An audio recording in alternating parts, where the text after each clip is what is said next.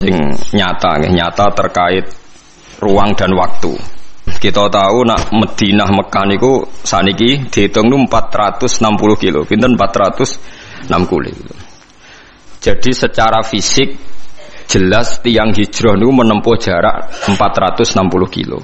Niku wonten sing dibunuh orang kafir, dibantai di tengah perjalanan. Ada yang mati normal karena kecapean. Sing ngalami niku sedanten tetep diwales Allah rupane napa swarga. Kemudian setelah tahun 10 Hijriah. Nggih tahun pinten? Sedasa napa Hijriah. Berarti Nabi sudah umur 62 hampir 63. Mergi kula nate ngitung nak umur nubuwahe Nabi 40 tahun. Teng Mekah niku 13 tahun dadi nabi. Berarti nabi pas hijrah niku tahun pertamane niku 53. Nggih, tahun pertamane hijrah niku berarti nabi umur pinten? 53. Berarti kalau tahun ke-10 nggih nabi sekitar 62 nginjak pinten? 63. Nah niku ba'da Fatih Mekah niku tanggal 10 Ramadan tahun ke-10. Fathu Mekah rata-rata ulama ngitung pinten 10 Ramadan tahun pinten ke-10. Niku Nabi ngendikan la hijrata ba'dal fathi walakin jihadun wa niyatun. Saiki ku ora ana hijrah sause secara fisik hijrah ku wis ditutup. Walakin jihadun wa niyatun. Sing ijek karek niat ambek jihad, ambek berjuang. Niki rungokno mawon nggih kula tak maca hadis-hadis sahih. Terus akhirnya Nabi ngendikan gawe kesimpulan al muslimu man salimal muslimuna min lisanihi wa yadihi. Wal muhajir man hajaro manahawahu anhu. Sing darani wong Islam sing wong Islam liya selamat sangka polahe tangane lan polahe lisane. Terus wal muhajiru te wong kang hijrah ning era badal fathi iku man sapa wonge hajaro kang gelem ninggal sapa man. Ninggal ma ing perkara naha kang nyegah sapa Allah anhu sanging ma. Terus sinten mawon sing ninggal barang maksiat niku berarti statusnya disebut napa muhajir. Mengko maknane muhajir ninggal asli maknane nisbate fisik ya ninggal kota Mekah menuju kota napa Madinah. Berarti nak perilaku ge ninggal barang elek menuju barang napa apik. Lah niku setelah fathah setelah Fathu Mekah disebut wal muhajir man hajara manahawahu anhu. Sing darani wong hijrah iku sing ninggal apa sing dilarang Allah. Pun niki riyen nggih terus niki dadi pengetahuan. Nah kemudian ada masalah-masalah politik ya, masalah-masalah macam-macam. Atau sama kayak misalnya kula nate neliti biografi sing wonten teng Quran. Niki rungokno tenan nggih. Zaman Nabi Sugeng itu selalu ada daerah-daerah sing disebut Ardisuk. Misalnya Usoyyah hari ini wonten daerah jenenge Usoyyah, Zakwan, Ri'lan itu daerah-daerah sing dicap Nabi daerah buruk. Kemudian kalau era ulama-ulama Irak sing sakniki terkenal itu ya dianggap Ardusuk. Ke Irak yang sekarang itu bekase Babylon sing dulu kota sihir. Wa ma unzila 'alal malakaini bi Babila napa Harut wa Marut. Terus macam-macam ya. Kemudian ulama itu khilaf, kalau Anda hidup di negara yang enggak prospek, boleh pindah. Di mana di tempat Anda pindah itu menjadi nyaman beribadah. Ini rungokno tenan, misalnya sampean ditakdir di kota Jakarta, pas kota, di situ misalnya banyak niklab, banyak maksiat. Itu terus misalnya terus pindah teng mriki teng Beduan misalnya, teng desa. Tapi genti dosa ngrasani hasud drengki. Dadi nek ning kutha dosane pornografi, nek ning desa dosane napa? Hasud drengki ngrasani macam-macam. Lah itu terus gimana? Ada ulama yang berpendapat jika semua bumi yang kamu katakan buruk mbok tinggal malah ra ono sing nyembah pangeran jadi sebaiknya gak usah pindah. Mboten usah apa? Pindah. Tapi kamu punya niat bahwa ikut mengisi Jakarta itu ben tempat itu ada yang soleh. Ya ada yang apa? Soleh. Wahakada. Dan itu pendapat ulama yang dibenarkan ila yaumil qiyamah. Karena kalah dengan bukti misalnya Australia pertama ada Islam ya baru kayak wong mahasiswa sing kuliah di sana. Mungkin sebagian juga ada jamaah tabligh, ada orang bisnis macam-macam. Sehingga Australia menjadi ada muslim dari minoritas lama-lama jadi komunitas ya, dari minoritas lama-lama jadi komunitas tertentu, lama-lama dimaklumi, mungkin lama-lama juga jadi mayoritas. Begitu juga ke Inggris. Pertama dulu orang Islam yang kono buruh, suwe-suwe sugih. Sesuai kelar tuku Manchester City, tuku macam-macam, jadi bos. Jadi napa? Bos. Wong kafire sing dadi napa? Buruh. Lho nggih to nggih. Pertama ya wong perantau-perantau suwe dadi wong sugih terus sinten Al-Fayyad niku. Al-Fayyad terus ilat Inggris nak darani Dodi napa? Fayyad. Niku ilat Arabe napa? Al-Fayyad. Wong sing akeh duwike wong Arab nak darani napa? Al-Fayyad. Duwike saking akeh. Fayyad itu melimpah. Nah, itu yang kita benarkan. Niki rungokno tenan. Karena kalau teori hijrah itu niki benro sampean, biar teori yang bahwa hadisnya Nabi itu tidak main-main. La hijrata ba'dal fathi. Teori hijrah itu sudah selesai. Berarti teori hijrah secara fisik dari bumi buruk ke bumi baik itu sudah nopo? Selesai. Yang ada adalah walakin jihadun wa niyatun. Yang ada itu masih jihad dan niat. Jihad itu pokoknya niat berjuang li'ilahi kalimatillah. Niat itu sebagai ngurip-ngurip agamanya Allah. Mboten niki rungokno tenan nggih ben sampean optimis. Sekarang kalau dibalik, misalnya orang yang sudah Islam di Inggris 10, merasa Inggris itu daerah Kristen, mbok Anglikan, mbok napa-napa terus pindah ning Mekah. Berarti Inggris sama sekali enggak ada Islam. Berarti kowe ngosongno bumine Allah, sangka wong sing nyembah Allah sama sekali. Andai kan sampai tidak baca hadis itu, tentu fatwa Anda, misalnya Anda jadi ketua MUI, Islam yang ada di Inggris 10 pindah saja ke Mekah, yang di Papua yang minoritas pindah saja ke Jogja. Wah, nanti yang sudah kadung ada Islam akan menuju daerah yang wis Islami akeh, dorong Jawa malah nguyai segoro kan. Nguyai napa? Segoro. Mesti ngono beban ora nggo dhuwit malah dadi bebane wong akeh kan. Buat ini penting. Makanya Nabi ngendikan walakin jihadun wa niyat. Nah, ternyata hadis itu lebih benar. Ini ku era sahabat itu banyak yang ketika di Medina itu gak tertarik karena Islam banyak terus pindah teng Kufah. Itu yang melakukan itu Sayyidina Ali. Sayyidina Ali ku pertama sahabat alim sing ninggalo Medina. Beliau hidup teng Budi Kufah. Akhirnya Kufah dan di sentral Islam. Termasuk akhirnya pinter Imam Syafi'i yang pergi urip teng Mekah, teng Kufah. Pinter Syekh Abdul Qadir Jilani pergi urip teng Baghdad. Baghdad kuwi kawasan apa? Kufah. Mulane sanad-sanad Quran akhirnya pindah Kufah. Sampeyan saiki pikir, Quran anane Mekah Madinah, tapi sanad aline teng pundi? Teng Kufah. Sanate Ibnu Katsir tok Kanjeng Nabi ku bulet. Mergo Abdullah bin Katsir niku ngaji be Abdullah bin Sa'ib. Abdullah bin Sa'ib tese ngaji bi Ibnu Abbas. Ibnu Abbas ngaji Ubay bin Ka'ab.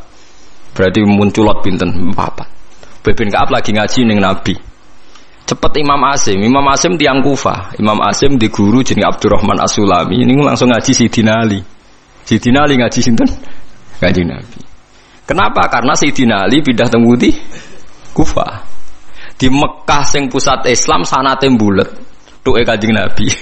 Kufah sing adoh keng Mekah, adoh keng Madinah. Sanate cepet, mergi wonten sinten? Sayyidina Ali. Sebab itu terus Kufah jadi sentral Islam. Kufah, Basra, Baghdad itu satu kawasan sing saiki disebut napa? Irak. Syekh Abdul Qadir teng mriku, paham Imam Syafi'i pintere teng mriku, Imam Abu Hanifah pintere teng mriku. Niki rungokno tenan ya. Sehingga kita tidak perlu fatwa, misalnya orang Islam yang sekarang di Amerika, di Inggris, di Swedia macam-macam. Asal jangan kecelakaan kayak di Swedia. Swedia itu agak kecelakaan. Pertama orang Islam di sana dikenal kok Islam Ahmadiyah. Di pertama sing gawa teng Swedia Islam napa? Ahmadiyah. Jadi langsung di Nabi loro wis ngangel dadanane. Itu satu-satunya daerah minoritas sing ana Islam pertama napa? Ahmadiyah. Jadi angel dadanan karena pertama yang datang Ahmadiyah.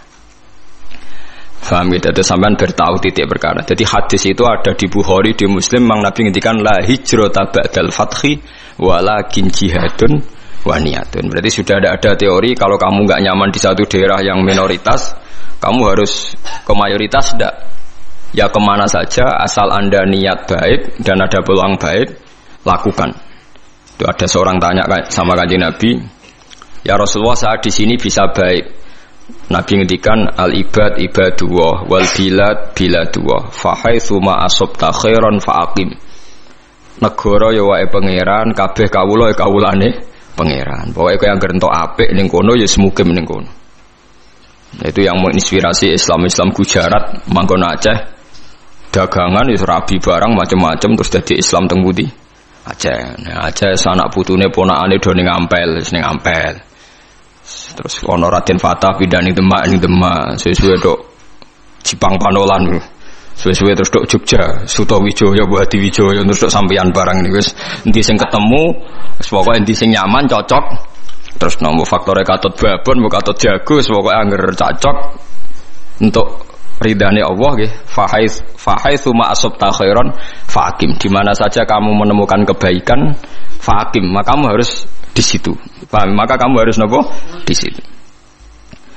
Kalau tak cerita sejarah ben sampean ngertos betapa pentingnya teori hijrah itu dianggap selesai. Ketika Fathu Makkah, cerita itu tidak bosan-bosannya. Ketika Fathu Mekah itu tahun 10 Hijriah disempurnakan oleh Abu Bakar. Klimaknya itu Mekah benar-benar dikuasai Sayyidina Umar. Sistem negara sudah jalan, negara dalam kendali Umar. Niku kanca-kancane Sayyidina Umar sing asli Mekah niku disurati. Yang sudah hidup di berbagai daerah. Ada yang zaman niku mun teng Azerbaijan, teng Tajikistan. Sing nanti suatu saat nanti jadi daerahnya Imam Bukhari sing terkenal Al-Jami' As-Sahih sing ngarang kitab Bukhari, anak turune. Mbok kamu sekarang ke Mekah saja, karena sholat di Masjid Haram itu sebagaimana 1000 nopo sholat di masjid yang lain. Dan Mekah sekarang aman. Niki rungokno tenan, Mekah sekarang apa? Aman. Dan beberapa sahabat yang kelas 2, kelas 3 yang tidak akabir sahabat, banyak juga yang pindah ke Mekah. Apa yang terjadi? Di Mekah bangga mereka karena fi ardil haram Baitullah. Tapi apa yang disarankan oleh sahabat-sahabat senior kayak Salman Al-Farisi? Dimatikan teori itu. Memang Mekah kota suci dan sholat di masjid Mekah sama dengan 1000 sholat. Tapi ilamu anal ardo lam utaqaddis ahadan. Kamu harus tahu bumi itu tidak bisa mensucikan orang. Abu Jahal itu lahirnya di Mekah, kurang ajarnya di Mekah. Abu Lahab lahirnya di Mekah, kurang ajarnya di Mekah. Semua penduduk Mekah itu yang ngusir Nabi. Jadi ilmu anal ardo lam utaqaddis ahad, dan bumi itu tidak bisa mensucikan orang. Wa inna ma yuqaddisur rajul amaluhu. Jadi sing iso nyucikno wong napa? Amale. Terus Salman Al-Farisi rati walakin nusyuru fi biladillah wa alimu fa inna ta'lim dabul anbiya. Kamu menyebar saja di seluruh penjuru dunia dan ajarkan Islam, karena mengajarkan Islam dan menyebarkan Islam itu dabul anbiya. Semenjak itu tidak ada teori sentralisasi di Mekah. Nah, ndelalah era Ali Muawiyah ada konflik. Ada konflik barokah luar biasa. Konflik Sayyidina Ali Muawiyah, sahabat-sahabat yang mboten derek-derek menuju Cina. Zaman itu memang Cina populer sekali. Lah yang menuju Cina itu terus ada yang tersesat ke Selat Malaka. Itu terus diantaranya muridnya Sayyidina Ali urip teng Pasai, teng Aceh, teng Sumatera lah yang jelas.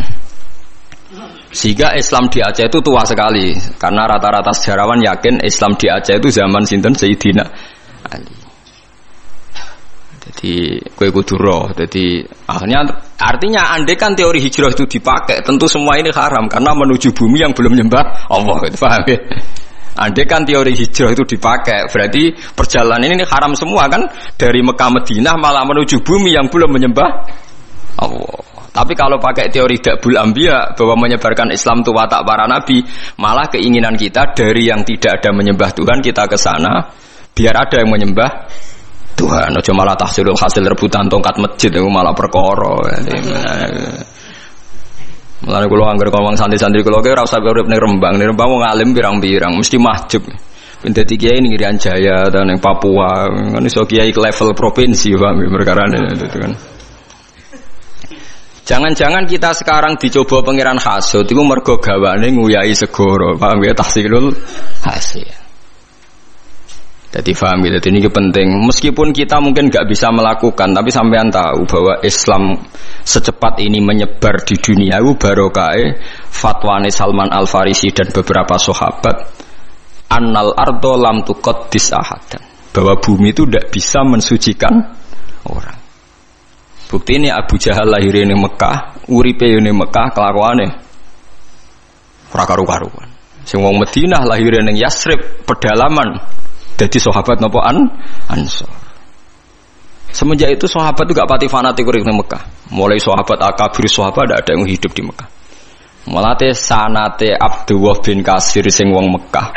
Tuke Kanjeng Nabi dhisik Imam Asim sing uripe teng Kufah. Lha iku sirine kena apa Imam Asim uripe ning Kufah tapi luwih populer timbang qiraate napa Ibnu Kasir. Mergo sanate luwih cepet tok Rasulullah sallallahu alaihi wasallam. Iku pangeran dadi kersane ngoten. Lah kowe ora ro karepe Imam Asim wong ndi ora ro. Ibnu Kasir wong ndi ora ro. Pokoke roe juara untuk hadiah wis. Yang seneng Quran kok ngono tok piye. Mbok gedhinge ku ya dosa, mbok dukung ya tambah dosa. Wis mbarno. Tapi kayak ben roh duduk perkarane.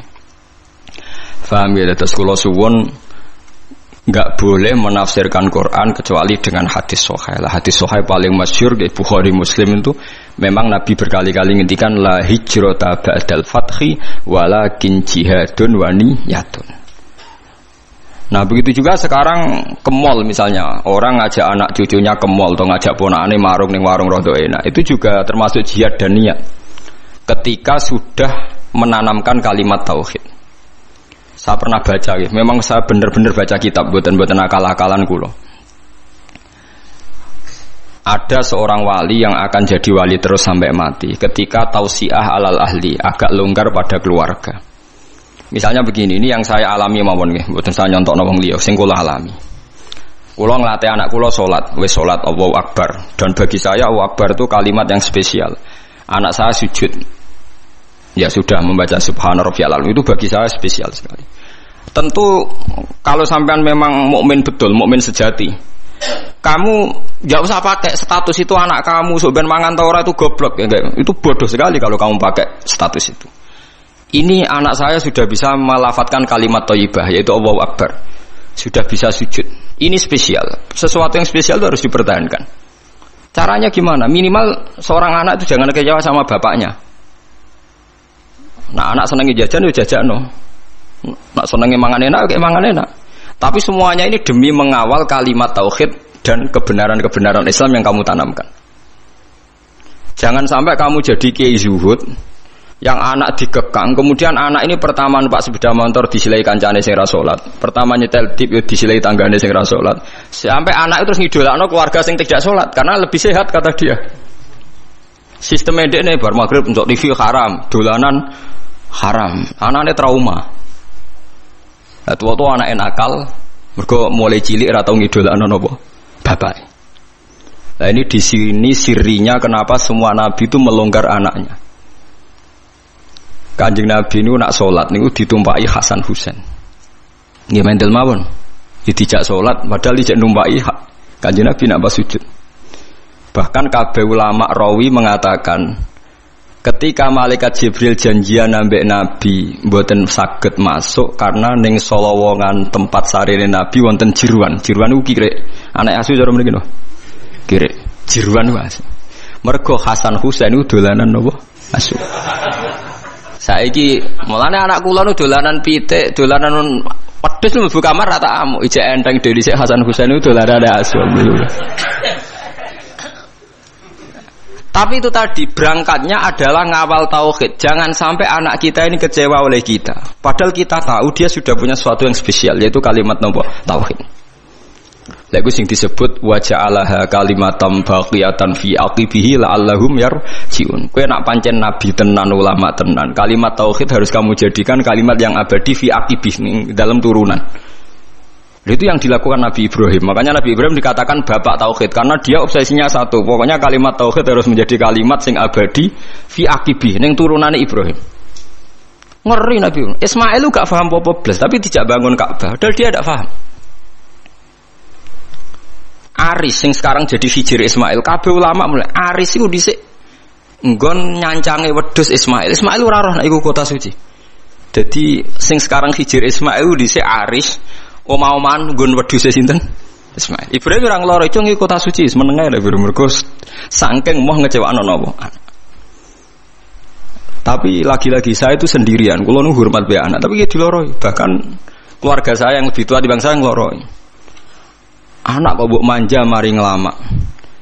Padahal saya itu tidak pernah manja anak, pikiran saya itu sederhana, saya pasti mati, setiap saat saya mati dan yang meneruskan tauhid itu pasti anak saya karena saya mati. Ya tapi ya itu memang enggak populer. Bojoku pancen tak tanamno, jogeman wani anakku alat kita omongin. Dadi memang kan gak lazim, tapi saya tanamkan terus ke jogeman ke wani anak napa kualat. Umumnya orang kan bilang anak jawani wong tua kualat ra iso cara anak iku urung mukallaf. Jadi gak bakal kualat nek waniku wong rong kena hukum. Artinya statusnya dia tidak punya dosa kan indawah. Kowe dosa wis bek. Jadi cara kula wong tua wani anak sing kualat ora kok.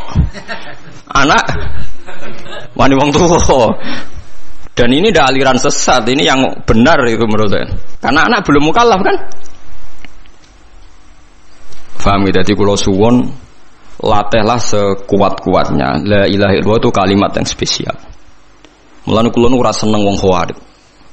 Wong khawarij itu wong paling gak ngregani la ilaha illallah. Anggere ana wong dosa gedhe atau maksiat dianggap wis metu sangka iman. Padahal iman itu tidak bisa dibatalkan. Iman itu tidak bisa napa dibatalkan. Karena kekuatan la ilaha illallah itu akan mengalahkan semua bentuk kesalahan pada akhirnya.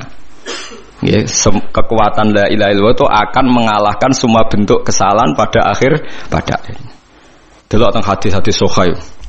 Wong sing menjen rokok atusan tahun pasti akan dikeluarkan meskipun ning atine ana sithik sangka kalimat la ilaha illallah. Pertama miskola dzarrah, suwe-suwe nisfu napa? Dzarrah. Wong khawarij buento. Wong kok anggere wong mukmin kok dosa gedhe, berarti imane ora ana gunane. Iku padha karo darani kalimat la ilaha illallah kalah mbek napa maksiat. Lha maksiat iku pira to kadare wong nganti ngalahno kalimat napa? La ilaha illallah. Dadi paham gitu. Lah iku termasuk niat. Jadi orang menservis anak demi mengawal kalimat tauhid niku ibadah. Lagi disebut Fathul Mu'in wa yusannu atau siatu alal ayal. Wong disunatno ngelonggar kenikmatan ning anak mumpung urung mukallaf. Sementing aja sampai kecewa be sistem keluarga, engko suwe-suwe kecewa be sistem Islam yang Anda tanamkan. Jadi bocah anak wis seneng ngaji Quran, seneng ibadah iku kudu mbok dukung. Nah, hasil cacilik dolanan iki idolanan, termasuk hebatnya Rasulullah. Bahkan Hasan Husain nate dolanan jeruat dibeto mlebu kamare Nabi. Nabi nggih mboten ngloro iki meneng emang. Lah nek iku mbok praktekno kita takobal wa min amin takobal ya karim. Nah, tapi itu nyata, ini tareh. Mergo sing terusno tauhid itu mesti anak. Mulane Nabi Yahya, Nabi Zakaria dongane napa fahab li milladunka waliya yarithuni wa yarithu min ali Yaqub. Waj'alhu rabbi radhiya. Iku ning anak.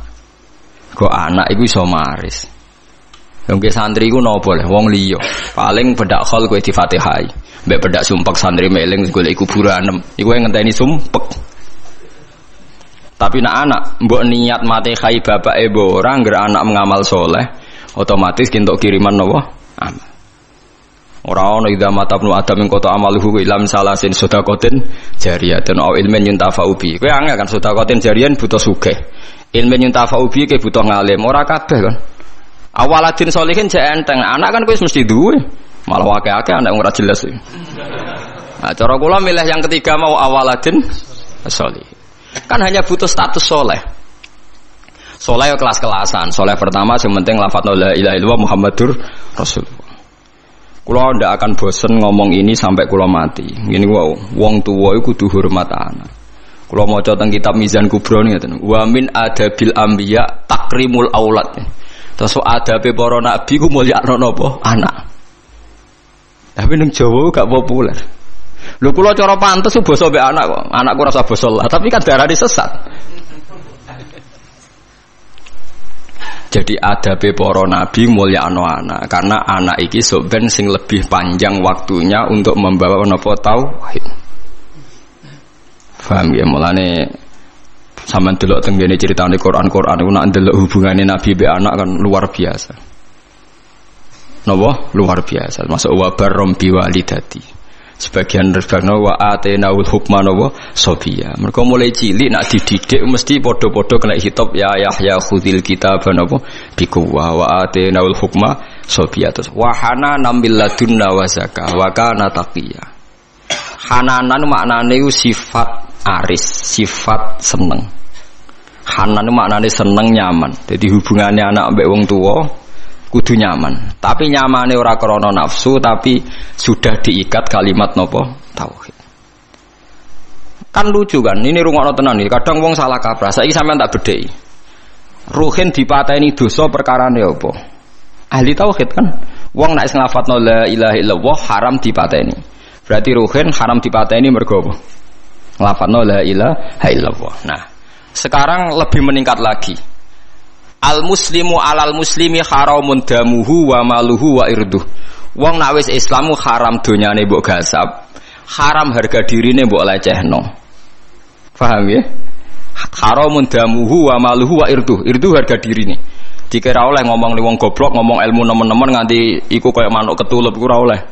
Lane rata-rata ulama nak ketemu wong gayane gaya awam, perkarane nak kowe ngomong ilmu berlebihan padha karo gawe suasana ndekne kaya manuk ketulup haho. Mulane rata-rata ulama sing kali bertenan ketemu wong wis guyon. Nek apa kok kriting ngono. Mergo sekali ngomong ilmu sing kelas tinggi ketok goblok ya kan. Lha iku ora oleh gawe suasana wong liya ketok goblok kowe ketok napa? Pinter. Iku pelecehan apa? Pelecehan. Lho nggih tenan. Juga karena la ilaha illallah. Nah, lah hanya karena ditakdir anak terus ora kira pati mbok hormati. Alasan iku mergo anak. Kan lucu kan, orang lain yang lafadz la ilaha illallah hormati karena dia nasibnya sial jadi anak ora hormati, mergo anak wajib hormat wong tuwa. Begitu juga nasibnya bojom. Elek gara-gara dekne bojom terus wajib takzim mbek kowe. Padahal kowe wajib takzim dekne mergo dekne nglafadzno la ilaha illallah. Lha iku sing salah kaprah. Lha iku musibah, paham napa? Musibah. Wong liya mbok hormati mergo Islam lan saleh, tapi anak bojom ora hormati mergo nasibe sak ngisor. Rupane dadi anak dadi bojom. Teori ini sudah saya uji berkali-kali ning Quran dan hadis. Semua polanya Nabi itu begitu. Sebab itu Ismail yang masih kecil dijak bangun Ka'bah diabadikan Quran wa idh yarfa'u Ibrahimul qawa'ida minal baiti wa Ismail. Dan Ismail pasti ora paham cek cilik, tapi sudah dikenang Quran wa Ismail. Padahal masih sangat apa? Kecil. Mulane kula niku duwe cerita niki kisah nyata. Kula niku duwe kanca alim. Bapake iku wayo, kiai. Bapak kiai tenan wayo. Bocahe kanca kula niku majine jurumiyah takrib kalian bapake. Walhasil pas dekne umur 22 tahun, bapake iku wayo. Ya wayo iku rabinah lho jenenge wayo, napa poligami niku. Ya sebagai seorang anak bela boke terus gak takzim mbek bapake. Gara-gara bela boke gak takzim mbek bapake. Walhasil terus mulai gak nyucup, mulai gak takzim. Bapake pancen wong alim tenan. Yo ngalim cangkeme barang yo ngalim pinter deh oleh. Tak kok pinter bapak. Walhasil akhirnya suatu saat saya iku nyucup meneh, tak takoki lho kowe saiki nyucup meneh. Kena apa kok nyucup meneh padahal kowe muangkel. Yo angen-angen kalah debat Pak Gus kula. Bapake lek kelare ngene. Bapak tenan bapak kandung. Cung. Umpama kiaimu ayo kita tetep nyucup ta ora? Kiai mesti guru pondok. Ya tetep kula nyucup. Alasan apa? Ya mergi kiai kula. Lah aku malah loro statusku. Ya kiaimu ya bapakmu. Kalah deh lagi. Mergo cilike yo diulang. Cilike ku ngaji alime mbek bapak. Lah aku malah loro. Ya kiaimu ya bapakmu ya. Nasibku wae elek dadi bapak amsika ke berhak protes. Nah kiaimu nasibe apik mergo kowe santrine ora berhak protes. Mikir angenan bener. Wong nak kiai ku wahyo aku tetap nyucup, tapi nak bapakku kok gak. Padahal statusnya bapake loro. Padha saiki bojomu nglafadzno la ilaha illallah, statusé loro, sing nyuwargakno kowe sing mbok keloni ya bojomu. Sing mari kowe ra zina ya bojomu. Lha wong nglafadzno la ilaha illallah plus fungsinya banyak kok malah ra hormati. Perkarane trimo wong wedok jare cara Yogya kanca wingking jare kok waduh malah ora kabeh istilah yo. Cobalah sekarang dilatih, gak usah macam-macam. Iku wong sing nglafadzno kalimat tauhid. An'am ya sampean sing penerus kalimat tauhid. Itu yang saya pahami dari Quran. Jadi Ibrahim piyambak hubungannya mbek Ismail disebut apa? Wa ja'alaha kalimatam baqiyatan fi aqibih. Ibrahim sing dadekno kalimat tauhid abadi tok anak turune. Sebab iku Ibrahim disebut bapak napa tauhid. Nanti somben wong ning kuburan dadi Gus gede kabeh. Mulane kula bola-balik ngomong sing saiki ra duwe bapak kiai tenang ae. Somben nasab Gus juga kanggo kabeh.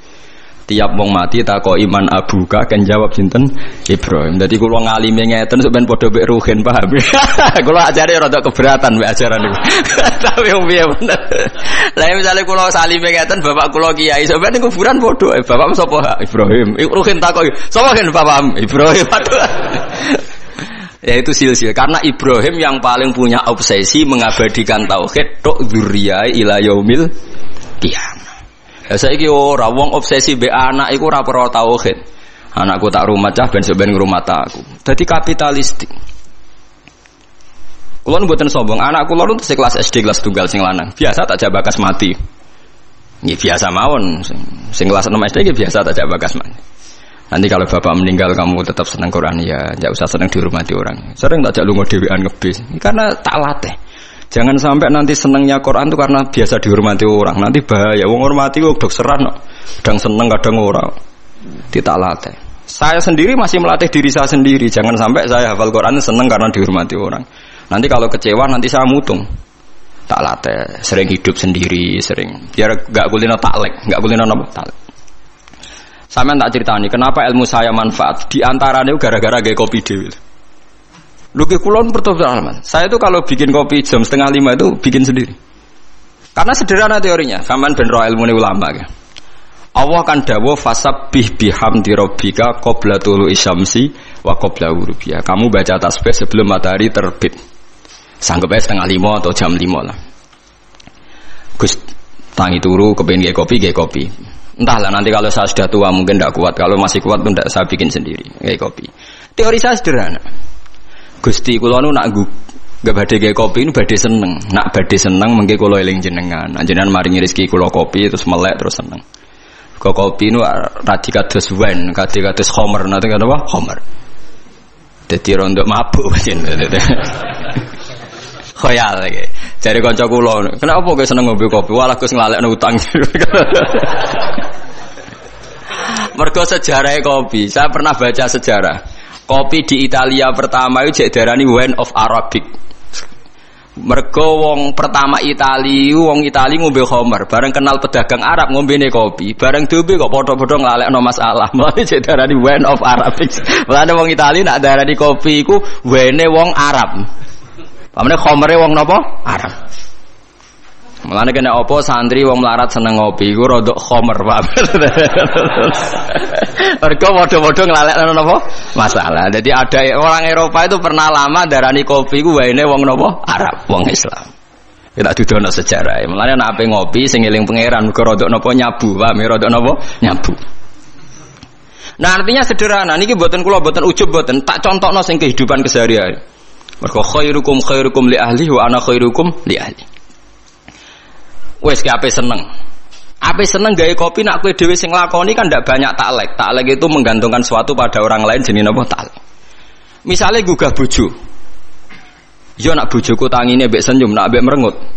Berarti untuk seneng kan ngenteni bojoku tangi, cekatan, mbek senyum, gawekno kopi sing takarane pas, ora kemanisan, ora kelegene sesuai seleraku. Takleke 5 hal. Padahal kemungkinan tangi merengut batal sitok kan. Utawa pas ramah tapi gawene ora pas. Utawa ramah pas tapi engko sik tak ning jeding suwi. Jadi ya Allah, saya tidak akan mengorbankan kesenangan saya dengan taklek 5 hal. Bodoh sekali kalau saya seneng jenengan tak taklek 5 hal. Dan agak dhewe kan wis. Keliru ya keliru-kelirune dhewe. Sale gak pas-pasin apa dhewe. Nggih bolak-balik kula pege kopi ra roh nggone sedok kok sedok ra roh nek diaduk. Nggih sering bisa kapok. Itu saya itu saking senengnya pangeran itu bahkan takut saya mengganggu istri saya. Bukan karena saya takut istri, takut senang saya sama Allah itu tak taklek. Loh betul loh, saya ngaji di sini itu karena aku senang pangeran. Umpama sing ngaji karek rugen ki sama, saya sama, senengnya bodoh. Karena bagi saya ngaji itu skore dihitung pangeran. Bahak ngaji istiqomah skor ya sudah. Gak urusan sing ngrungokno sapa setan, bu iblis, bu wong, bu malaikat ora roh. Begitu juga saya kenapa sering pergi sendiri ya gitu. Lu ngombe wong nak ganggu wong dolim. Nak wonge ra pas sikape kok aku taklek. Seneng pangeran kok kakean taklek. Dhewean wis gak usah taklek. Jadi kenapa wali-wali Tuhan tuh seneng sendiri itu barokahnya dia enggak mau taklek. Dia enggak mau seneng mbek Allah ditaklek, digantungkan. Padahal syarat saya jadi wali kudu seneng. Jadi ciri utama wali ku la khaufun alaihim wa lahum yahzanun. Gak dirasa wedi, gak dirasa susah.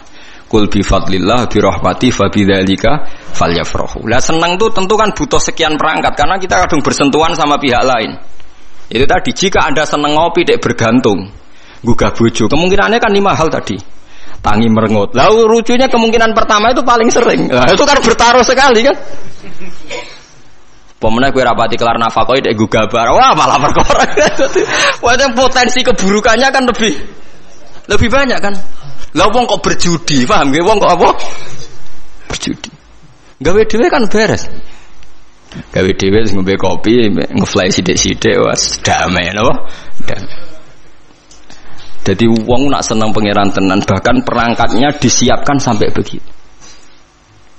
Lho kula nate diloro ibu kula, kowe mbek anak aja nganti ngono. Mari sampeyan anak ngene-ngene. Ya kula nggih tetep mawon ngeten. Bukan saya muji anak saya mesti saleh mboten. Saya tahunya anak saya ini sudah sujud, sudah melafatkan kalimat thayyibah. Bagi saya ini spesial. Coba orang kafir puluhan tahun nganti Allah ngutus nabi. Tak warai carane sampean syukur. Saiki Abu Jahal ku kafir puluhan tahun, Abu Lahab kafir puluhan tahun. Nganti Allah ngutus Rasulullah Muhammad ngelibatkan Jibril mau demi nglafatno tauhid. Artinya kekafiran ini mau dihilangkan sampai ngelibatno Muhammad, Jibril, Mikail dan beberapa malaikat. Mau nggo ngilangno kekafiran ben do nglafatno la ilaha illallah. Tapi sekarang kalimat ini sudah jadi rutinitas. Saiki anak nglafat la ilaha illallah biasa. Sing ra biasa ku nak nyucup kuwe di depan umum terus takzim dikongkon nurut. Lah budak rak yo nurut. Manuk beyo mbok ulang gak yo napa nurut. Asu nak mbok ulang gak utekem lho lemel. Nek sekedar nurut asu mbok latih yo nurut. Mbok yo sekali-kali obsesi kamu itu kalimat napa? Tauhid. Lah nek wis ngono iku disebut wa ja'alaha kalimatam baqiyatan fi aqibih. Sifate Ibrahim wong sing gawe kalimat tauhid diabadekno ditanamno ning anak-anake. Iku sirine kena apa aku hormat be anak. Tapi alhamdulillah bojo kula sakniki tak bombardir bendina tak omongi mulai mikir. Saya nak penyentak anak wedi. Wah ngono nang kualat dire. Wah iki rene kok apa. Dadi syukur kula. Wedi be anak kula sing. Kulo sing mulai dukung 1-2 yang mulai wonten guru-guru SD. Jogeman ngamuk anak kualat cara Gus Bas. Mbok niat ngenyek, mbok niat dukung ora roh aku, tapi mulai saat tanamkan paham sithik-sithik nak wani anak ki napa kualat. Ben darani aliran sesat Allah. Mbok wong mulai mikir, anak mbek kowe hubungane apa coba? Misale mbok arane anak am iku kowe mau urun kelon kok ngaku iku anak. Gak terima ngeloni bojo untuk nikmat terus iku dadi anak. Kok iso anak malasane opo? Tetep iku kersane Allah, tetep iku asete pangeran. Mulane Nabi sinten Sayyidah Maryam kenapa jadi wali? Sayyidah Maryam jadi wali itu karena obsesinya satu. Inni nazartu laka ma fi batni muharraran fataqabbal minni innaka antas samiul alim. Dadi Nabi Zakaria napa jenenge Imron ya Maryam niku Imron isqalat imraatu Imron Rabbi inni nazartu laka ma fi batni muharraran.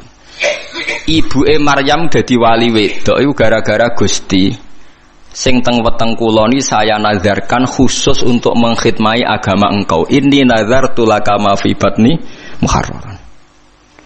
Tentu bayangan dia karena jadi kiai itu harus lelaki dan harus soleh. Tapi barokah iku malah dia anak Maryam. Bareng dia anak Maryam rodok kecewa. Nah itu kan masyhur kan. Inni nazartu laka ma fi batni muharraran fataqabbal minni innaka antas samiul alim. Falamma wada'atha qalat rabbi inni wada'tuha untha. Gusti wong kula kepengin anak kula ngitmai agama kok wedok. Walaisa dzakaru kalunsa, tentu fungsinya cawe itu ora kaya cah lanang. Tapi wa semanten dia tidak lepas putus asa. Wa inni samaituha Maryama wa inni uidzuha bika dzurriyyataha minasyaitonir rajim. Sudahlah Gusti, gak apa-apa perempuan, tapi saya ingin perempuan yang enggak tergoda oleh setan, sa anak turune. Dalalah tenan Maryam dia anak Isa sing akan jadi legenda dalam mengawal agamane pangeran. Karena apa? Imro'atu Imron itu tidak pernah melihat itu anaknya, tapi nazartu laka ma fi batni muharraron. Ini anak untuk agama. Lah saiki wong Islam do katut wong kapitalis. Rumah tanah mungkin nak tuwa sing rumah sapa iku omongane wong awam, wong ora salat lho iso omong ngono. Lah kula ora gelem ngomong ngoten niku. Lah anak kula sering tak didik. Nanti kalau bapak mati ya didoain terus tetap senang Fatihah, senang ya ngajar Quran ya sudah. Kalau mboten nate bayangno sampeyan tuwa di rumah tanah iki mboten biasa. Zaman rengono anakku wis di rumah pangeran. Nah, misalnya kena tua di rumah tanah, zaman rengono anak mungkin sing ngurmat sapa? Wong tua, ora wong tuame mbok uripno meneh ben ngurmat kowe aneh-aneh ae. Teori-teori makhluk wis batal terus jenenge. Lah Quran ngeten iki wis mati. Nggih, Quran cerita kados kulon wis mati. Orang tuh enggak ngerti sirine kena apa Maryam dadi wong luar biasa. Mergo ibuke sebenarnya inni nazartu laka ma fi batni muharraron. Ini anak untuk engkau, maksudnya akan mengitmai agama engkau. Saiki ora nyelamati anak ku ben sok ben ngitmai awake dhewe. Kowe iku sapa kok men dikhidmati anak? Jare pangeran kowe iku sapa? Wong kowe sing kelon ae kok kepengin dikhidmati. Wis entuk enak kok tuane yo apa? Enak. Tapi nek mbok balekno pangeran kan sakake. Waras ya iku, sing ngerti nek ra apa-apa kok anake dianggep asete agamane pangeran. Mulane Kanjeng Nabi nak muji Sayyid Hasan Husain Ibn Abniha adalah sayyidun wa inna wa yuslihu baina fi'atin azimatin. Soben gunane Hasan iki sing ndamekno dua kelompok sing tukaran. Nggih masyhur. Yang menghentikan perang Ali Muawiyah adalah sa'iwisi Sayyidina Ali kabundut. Pemimpin diambil alih Hasan, Hasan ikhlas dikekno sinten Muawiyah. Setimbang tukaran terus pepean. Akhirnya jadi dinasti Umayyah mergo Sayyid Hasan enggak meneruskan warisan saking sinten Sayyidina. Dadi eling-eling ya mulai badhe ngaji niki aja main-main kalian sinten anak mari kualat paham nggih mari napa. Ya itu tadi kalau orang lain Anda hormati karena kalimat tauhid, doa kalimat itu kan ada pada anak Anda kan? Cuma siale anak mergo anak mbok amu-amuan kan? Jika Anda hormat orang lain coba karena apa? Karena dia muslim. Apa Anda bisa hormat sama orang kafir kan enggak kan? Lama anak Anda muslim kan berarti statusnya loro anak plus Islam. Berarti kan disebab loro kan? Ya bener bapaknya kancam. Umpama kiaimu wayah mbok hormati to ora nggih Pak. Lah aku malah loro, ya kiai ya bapakmu. Akhirnya bariku hormatin, tangan-tangan bener Gus. Statusnya bapak iku loro Gus, kiai mbek apa? Bapak. Karena wayah mangkel deh. Padahal nek kiai ini wayah dekne gak berhak mangkel. Lho kudune kan padha wae. Ora iso wong itu kan secara psikologi piye hukum ana psikologi hukum nggih napa hukum paham ya terus kula suwun sampean iktibar mbek Nabi Ibrahim Nabi Ismail niku sing dibakar sing tauhid. Contoh ketiga ben sampean yakin bahwa teori saya itu benar. Ketika Nabi Yakub kapundhut am kuntum syuhada id hadar Yaqubal maut. Ketika Yakub kapundhut napa isqala li banihi ma ta'buduna mim ba'di. Ketika Yakub badhe kapundhut anak-anake diundang, "Cung kowe bar iki nyembah sapa?" Qalu na'budu ilahaka wa ilaha abaika Ibrahim wa Ismail wa Ishaq ilaha wahida. Kula nggih nyembah kados sesembahane leluhur-leluhur kula. Artinya apa? Hubungan mereka taunya leluhur saya itu pengidola Allah, leluhur saya itu kalimat tauhid. Ya sudah perilaku kita ya kan seperti leluhur saya. Dadi ora ana pikiran mereka iki warisan iki aset, bapakku dagang apa dadi pedagang. Lah nek rugen bapakku melarat tak terusno. Mergo niru bapak nek mbok terus-terusan ngono bapakmu goblok ya karek. Lho coba kalau alasane terusno wong-wong sering, lan terusno perjuangane bapak kan apa ya terusno bapake melarat terusno melarat. Bapake bodho terusno bodho. Lah nek sing bapake tau ning LP ya terusno. Aneh-aneh wae. Orang-orang gak ono sing bener teori ini wis gak Quran iblas. Terus Nabi Yusuf nggih sami. Nabi Yusuf ketika meromosekno hubungan dengan orang tuanya gimana? Ning gone kanca-kancane ning penjara. Wattaba'tu millata abai Ibrahim. Niku wattaba'tu millata napa? Abai. Ketika Nabi Ismail ditanya teman-teman penjara, "Kamu itu siapa?" "Saya pengikut agamane nenek moyangku, leluhurku." Iku abai mulai Ibrahim. Saterusé disebut. Jadi artinya apa? Kenangannya seorang Yusuf ya bapaknya bertauhid. Paham ya? Paham ya? Kenangannya Ismail ya bapaknya tauhid. Ibrahim melihat anaknya karena ini kader tauhid. Lah saiki wong delok anak iku macam-macam. Pemene sing duwe kerajaan, duwe aset-aset bisnis. Mulane kula niku alhamdulillah mulai riyen, dan ini saya tidak merasa paling benar ndak, karena saya tahu ini ya dari bapak saya. Dulu bapak sama saya itu hormat sekali. Anaknya bapak paling dihormati bapak itu saya, karena saya mulai cilik bapak yakin aku paling alim. Mane bang kula ngalim ora pati ana sing gawok. Kula riyen pertama lahir mbah kula ngendikan sampean putuku sing alim mbah. Pas kula SD nggih ngoten. Kakak-kakak saya itu SMP semua kecuali saya, karena mbah saya dulu ngendikan, bapaknya bapak itu ngendikan sampean mbah ora usah sekolah. Sampean sing alim mbah. Ya itu agak merugikan saya sebetulnya. Karena ketika aku alim jare wong wis kayak ramalane Mbah Bae, jadi waduh, akhirnya kan enggak dianggap spesial itu, karena sesuai ramalan para nopo leluhur itu. Wah, ya rada ngrugekno asline, tapi itu, ya tapi akhirnya itu tadi, saya memang enggak tahu rasanya disentak bapak, dimarahi enggak pernah. Akhirnya saya tiru. Ternyata ketika bapak sepuh ngendikan iku, aku iku mesti mati. Sing nerangno seneng Quran iku kowe. Ana proyek Quran sing rong tak lakoni, misale nerangno tafsir maknane Quran. Aku yakin sebenarnya sing iso iku kowe. Begitu juga saya mungkin nanti di anak saya. Ono proyek terus sesuatu yang mungkin saya tidak bisa, yang bisa anak saya. Ya entah apa nanti bentuknya terserah pangeran. Ora perlu aku sing marahi pangeran ya, berarti terserah pangeran. Malah repot nih, malah repot. Tapi kula suwun lewat ngaji niki ojo geman hubungan anak bapak liyane urusan tauhid. Mun jenengan itu anak ben selamat dunia akhirat latih wattabi millata Ibrahim hanifa. So wattaba millata Ibrahim hanifa. Wis jelas kita iku untuk syariat anit tabi millata Ibrahim hanifa.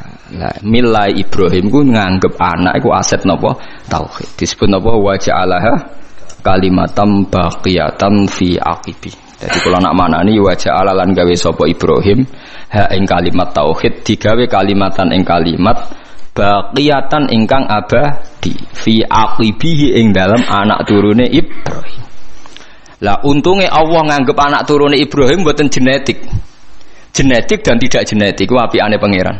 Mulane ki sing ra gus-gus ra usah susah somben tetep bapake sinten Ibrahim. Iku berita gembira tenan kanggo wong sing ora anake napa kiai. Karman yo bapak Ibrahim, Karmen nggih napa Ibrahim, Kiai Haji alim alamah nggih sok ben Ibrahim. Mulane cara kula dadi Imam Ghazali ku yo rugi. Wis alime ngono, pertama pengumuman wong alim ngalamah mlebu swarga, Imam Ghazali mlebu. Sultanul Aulia Ashabul Qadir mlebu swarga mlebu. Pengumuman kedua yang menyakitkan dan penggemarnya juga mlebu. Waduh. Tadi orang melok ngalim, tapi memang keputusannya pangeran, para penggemar ini di barengno sing di gemari. Ya wes, ya gelem ra gelem kudu nampa. Mulane cara kula mbek Ruhin pinter Ruhin dene ra kangelan ngapalo Bukhari, ngapalo Muslim. Tapi nanti swargane padha. Mergo pengumuman pertama itu para ulama mlebu swarga. Bariku para napa? Penggemar. Dadi kula sampeyan yo gledek, lho, kowe. Ya sajane rada musibah kan asline kan. Ya tapi iku aturane pangeran ya samikna napa? Ya piye. Mulane Kanjeng Nabi wong tope ngono bareng wong Arab ditakok, "Ya Rasulullah," jadi kan ini kisah nyata. Kanjeng Nabi pas khutbah, sebab itu hadis ini mutawatir. Dasar menguntungkan sing apal akeh wae, dasar menguntungkan sing apal napa? Jadi Nabi itu pas khutbah, Nabi itu sering cerita kiamat. Dasar wong Bedui. Ya Rasulullah, kok bekas-bekas kiamat? Kiamat piyambak niku kapan? Jadi kurang cangkem elek ngono tadi. Nabi a'radu anhu, ndak jawab. Ketika a'radu itu ada sahabat yang menganalisis. Lam yasma. Beliau tidak dengar, sebab itu membiarkan. Sing sahabat liyane sami'a wa kariha. Ya beliau dengar tapi tidak berkenan karena pas khutbah. Dasar wong Bedui dibaleni meneh. "Ya Rasulullah, mata sa'ah? Kiamat itu kapan?" Akhirnya sampai 3 kali Nabi akhirnya tangklet. "Aina sa'il?"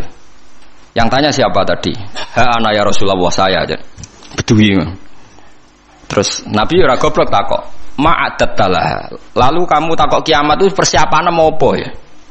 Ora dijawab kapane tapi persiapan mau apa? Fa wa ma'adattalah kabira sholatin wala sedaqatin walakini uhibbuka.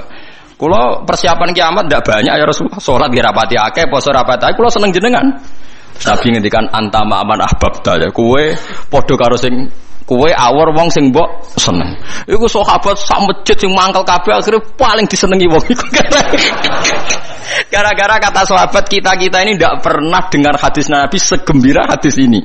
Karena kita tidak mungkin menyaingi amalnya Nabi. Tapi nanti dijamin bersama Nabi. Wes hadis didukung Quran. Disebut faulaika ma'al ladzina an'ama Allahu 'alaihim minan nabiyyin was-siddiqin wasyuhada'i was-sholihin wa hasuna ulaika rafiqa. Tapi ya mergo dzalikal fadlu minallah iku murni rahmate pangeran. Nek nuruti ngamal gak tok, paham ya? Nuruti ngamal mboten apa tok. Dan ini penting.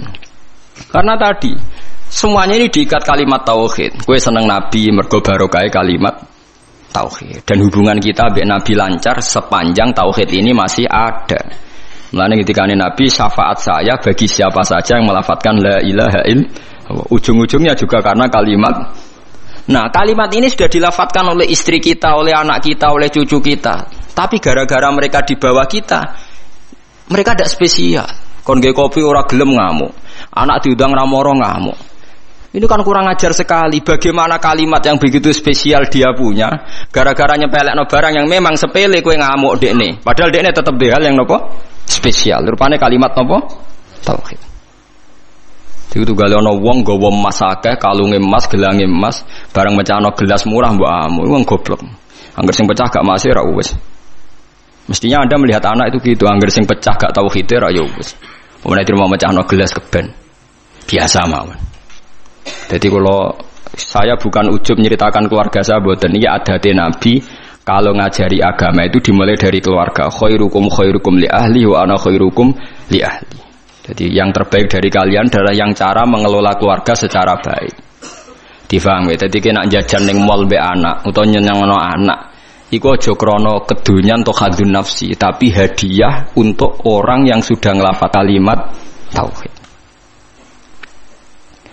Faham nggih? Mulane Ka'bah niku dihadiahi hadiah. Ja'alallahul Ka'batal Baital Harama qiyamal linnasi wasyahrul harama wal hadiah wal qalaid. Kenapa ada Idul Adha? Kenapa ada mayoran? Kabeh iku ngurmati kalimat napa? Tauhid. Mulane nabi-nabi dhisik seneng mayoran. Wong kafir sing atas nama pesta seks, pesta narkoba wae mayoran, mosok demi kalimat tauhid ora mayoran. Sebab iku ana adat mayoran. Bahkan adat mayoran itu dibarengno Ka'bah. Dadi ja'alallahul Ka'batal Baital Harama qiyamal linnasi wasyahrul harama wal hadiah. Hadiah. Mulane kula wingi haji niku selain bayar dam niku kurban. Kula wingi alhamdulillah kelar kurban teng Mekah. Perkara pikiran kula niku lafadz hadiah dijajero Ka'bah, mosok ning kene gak kurban. Terus kula cara nuruti dhuwit ra pati akeh. Akhire kula kurban. $250 bentuk piro pokoke untuk wedhus teng bank maksudnya kula nak liwat di jare akeh sing bulet teng mriko niku dadi wal hadiah. Mulane wong nak kezuhud niku kecelakaan. Mergo ora tau mayoran, akhirnya anak mangane anak pertama dipakani wong kadang gak soleh. Akhirnya anak mengidolakno keluarga yang tidak soleh. Saya punya contoh ini dari kitab-kitab yang saya baca. Kenapa Nabi Isa dicoba Maidah? Nabi Isa terlalu khusyuk. Khusyuk epon, mangan enak ra tau, nak turu bantalan watu. Wah ra tau enak. Hawariyin niku yo nurut, sawangane nurut, tapi ning ati wong kok ngono cah, pisan-pisan mayoran mosok ora tau dadi. Tenan akhirnya kecelakaan tenan. Nabi Isa itu dengan didikan juga tuh gak tahu nyongko. Nah akhirnya kaumnya takok secara ekstrim. Hal yastati'u rabbuka ayyunazila alaina ma'idatan minas sama. Wong kok khusyuke ngono, mbok sekali-kali mayoran sing kok langit langsung kuwaget Nabi Isa. Waduh. Mergo wong ya buta mayoran. Kaget akhirnya ngamuk qala taqwa in kuntum mukminin. Kok aja takok ngono, mayu pangeran kok mbok takoki mampu ta ora gawe mayuran. Iki gara-gara kesuwen ra ono mayuran akhirnya malah takoki. Maidah artinya napa? Mayuran, ida. Akhirnya kaum Hawarin jawab. Qalat taqwa in kuntum mu'minin. Qalu nuridu an na'kula minha wa tatma'inna qulubuna. Mulane Kanjeng Nabi niku sering mayuran. Maksude niku ben ngurmati kalimat tauhid. Muga aja sampe wong saleh ngidolakno wong zalim sering enak-enak, sing wong saleh ora tau enak-enak. Lah wong Jawa salah kaprah mayuran dibarengno resepsi, ngenteni ono resepsi, ngenteni khitanan. Lah akhire keribeten. Mayuran ae biasa, ora usah ngenteni khitanan. Misale gede dhuwit tuku wedhus sebelah wis mangan. Ora usah ngenteni khitanan, ora usah ngenteni napa? Resepsi. Keribeten napa? Lha ora kuat loro-lorone ora apa-apa. Kados Nabi Ibrahim kan ngoten nggih, wonten tamu malaikat langsung disebut di Qur'ane, faja'a bi ajlin hanid. Langsung di sebelahna napa pedet. Iku mayuran ta ora? Mayuran. Dadi aja sampe dak bus solihin watake wong saleh iku kalah enak ambek watake wong dolim. Kok wong saleh di kecenderungan seneng wong napa? Dolim. Ya aja terus nak terus mari ati mati. Selain ra kuat maksudnya karuan ra kuat tuh karuan sebab ora karuan. Mau sampean roh ben roh bahwa semua ini demi kalimat napa? Tauhid. Mulane mayuran dibakas jejer Ka'bah. Ngene iku ja'alallahul Ka'batal Baital Harama qiyamal linnasi wasyahrul harama wal hadiya wal qalaid. Terus zalika li ta'lamu annahu ya'lamu ma fis samawati wa ma fil ard. Mayorane wong Islam ndak ape-apa oleh paling ben roh nak kabeh nikmat iki minau wa. Ya engko kembaline ilau wa. Misale kowe mangan, wong Islam nak mangan ndak ape-apa ben kuat ibadah. Ndak ape-apa. Artinya kalau tauhid wis bener kok mangane ya ben kuat ibadah. Engko misale anak mbok jajakno seneng ben seneng ngaji. Ndak ape-apa. Wong saleh orientasine ndak ape-apa. Misale anak mbok jajakno seneng, engko ben seneng ngaji. Lha iku jenenge walakin jihadun wa niyatun. Ujung-ujunge niatem iki sing mengawal prilakune nah, dadi mbok jajakno enak tapi niate ben seneng ngaji. Dadi kula suwun mulai sakniki bojomu servis ben seneng ngaji. Lah wis kliwat yo, cara watakam kan wis. Nak bojo kula dereng kliwat mulai pertama rapi tak ngandani. Piye wae aku sok ben ndek anak, kowe langsung nomor 7, wis ra iso ditawar. Piye wae ke anake wong iku anakku, wis ra iso mbok tawar. Tak tanam tenan. Endi ana cerita Nabi bakas bojo ra ono. Siti Hajar ngewangi bangun Ka'bah disebut Quran disebut Ismail tok tak bombardir wis pokoke bendene ora anak. Mandi nganti sakniki gak pede ngadepi anak es. Angger lapor anake nakal dekne kecewa semenenge mesti dibela bapak dekne ainul yakin hakul yakin. Ainul yakin hakul yakin. Dan yo ora tahu pancen pokoke nek konflik be anak aku yo ora salah benere pokoke mesti bela anak saya. Ya mungkin saya terlalu tapi itu daripada aku ora konsisten. Artinya cara teori militer sekali saya trader pisan kan dekne pian gak mesti kan repot kan itu kan merugikan saya. Jadi aku ora sokoe tetep lah ada itu. Jadi aku tapi ojo tiru Fabri cerita mawon iki cerita betapa fanatik saya pada anak. Kok kabeh nabi dengan apa fahab li milladunka waliyah yarisuni wa yarisu min ali Yaqub sing dijaluk tetep yuk turunan anak lanang. Rabbi habli milladunka dzurriatan thayyibah jaluke anak turun sing saleh. Jarang nabi bakas bojo. Lah saiki kiai-kiai udah senengane kepen di bojo sing nurut. Lali gak nyebut kepen anak nurut lah bojone nurut anak nakal-nakal. Mergo klirune senengane kok orientasine kepen di bojo nurut nyenengno wong lanang. Mboten ate kula ndonga dulu tenan. Pengen di anak sing nurut. Ya misalnya di anak 5 nurut mek kowe. Sak omah 6 bojo sitok minoritas wedi ya nurut. Karena anak 5 nurut kowe bojo minoritas ya. Sak omah wong 6. Lah anak 11 nurut kowe kabeh tambah minoritas kan. Tapi lho kula seneng lho mek bojo kula. Cuma itu tadi sudah saya didik supaya anak itu nomor 1. Mergo anak niki sok ben sing ndongano. Mulane ning hadis ora nyebut bojomu. Illa min salasin sedaqatin jariyatin au ilmin yuntafa'u bi awaladin sholih. Ora usah mbok takokno. Kok bojo ora dilebokno Gus? Ora usah takokno pokoke. Kula nate ditakoki santri. Gus kena apa ning hadis ora bakas bojo? Bojo iku ora ana cara Quran, sing ana iku anak. Maksudnya piye Gus? Maksudnya kene goblok tak terangno. Maksudnya ngene lho, misale kula mati ti. Wis anak kula misalnya Hasan. Hasan kan ndongakno kula, berarti Hasan ndongakno wong tuane kan. Engko bojo kula mati, ya Hasan ndongakno ibuke kan. Paham nggih? Lho nggih artine bojo tetep entuk ora usah ngenteni bojo. Kula mati kan didongakno anak kan. Engko bojo kula mati. Didongakno anak kan. Artinya bojoku entuk ya mergo pada akhirnya bojoku ibu kan bagi anaknya kan ibu. Lah terus kowe kepengin misalnya ngene Rohin. Muga-muga ora kan tapi. Misalnya Rohin mati, arep-arep didongani bojone. Lah nek dirabi wong. Lho kan akeh kan rodo dirabi wong kan akeh. Engko bojone sing lanang mati neh, rabi meneh. Terus iku bojone sapa? Nah anak ra iso selawase anake iku sirine kena Nabi ra nyebut bojo.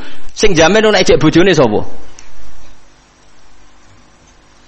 Nah anak ya anaknya terus ila yaumil qiyamah kan sale ke mati ruhen arep-arep didongakno bojomu wong iso urip ae bojone sing dirabi wong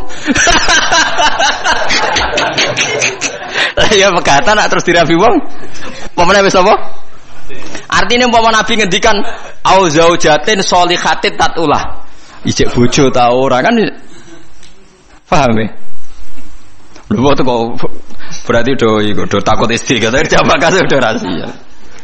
Mboten niku tenan nggih, kula suwun tenan nggih dadi mulai ngaji niki latih.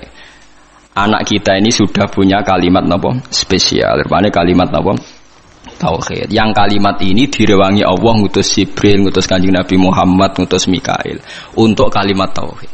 Dan kita mendapatkan ini secara gratis dari fitrahnya, gak melalui perang, gak melalui utusan Nabi macam-macam. Kok ora mbok hormati ku piye? Lucunya kita sering kecewa hal-hal sing khadzun nafsi. Misalnya anak bukan mijeti ra gelem terus kecewa. Wah, anak ra nurut wong tuwa. Oh, dasar anak nakal ngene-ngene. Iso ae cara pangeran, oh wong tuwa goblok, barang ra penting sih dianggap penting. Lah pangeran ngendikane ngono piye?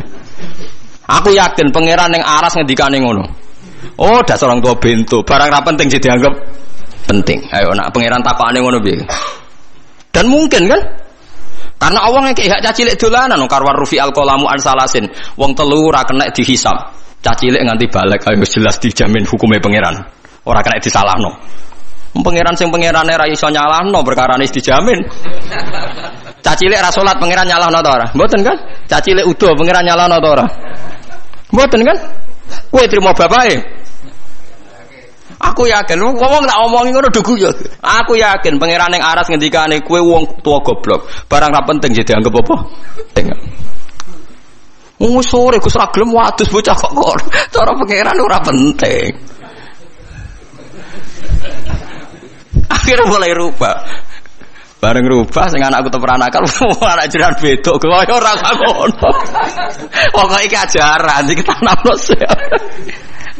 Tapi mulai do mikir, mulai populer aja luar mulai populer. Tapi kalau tidak tahu apa orang-orang itu ngenyek saya apa setuju tidak tahu. Tapi mulai jadi guyon. Jogeman nyentak anak, cara Gus Pak mari kualat. Tapi wong tua aja nyentak anak, mari apa? Kualat. Jadi Gus Pak maksudnya apa ngenyek apa setuju raro. Tapi mulai mikir, yang jelas itu kita mulai dipikir. Tapi insya Allah sesuai sudah setuju. Insya Allah lama-lama ngerti bombardir terus ditutur-tutur sesuai apa? Setuju. Nak kula setuju dini kula pun setuju dini. Ke sarah kula nggih hadise gini kok anak saleh sing ndongakno. Para nabi ngene apa wa ja'alaha kalimatam baqiyatan apa fi aqibi. Mulane Nabi Isa iku ora iso afdal kaya Nabi Muhammad. Mergo boten gadah dzurriyyah, mergo boten gadah napa? Dzurriyyah. Dadi termasuk beja-bejane tiyang niku sing gadah napa dzurriyyah. Nah soal sampean mikir engko nang duriyae nakal-nakal ngene. Wis ta, selagine aja ana kalimat tauhid ki aja bakas nakal temen-temen. Semoga-moga disepuro pangeran. Piye wae wong sing lafal tauhid duwe alasan disepuro pangeran. Senajan to tahu salah. Nah, kalau enggak percaya baca di kitab Tobaqatul Auliya yang dikarang Imam Sya'rani. Beliau kalau nafsirkan ayat ini begini yang sering sampean pakai tahlil. Fa'lam annahu la ilaha illallah wastaghfir li dzambika walil mu'minina wal mu'minat.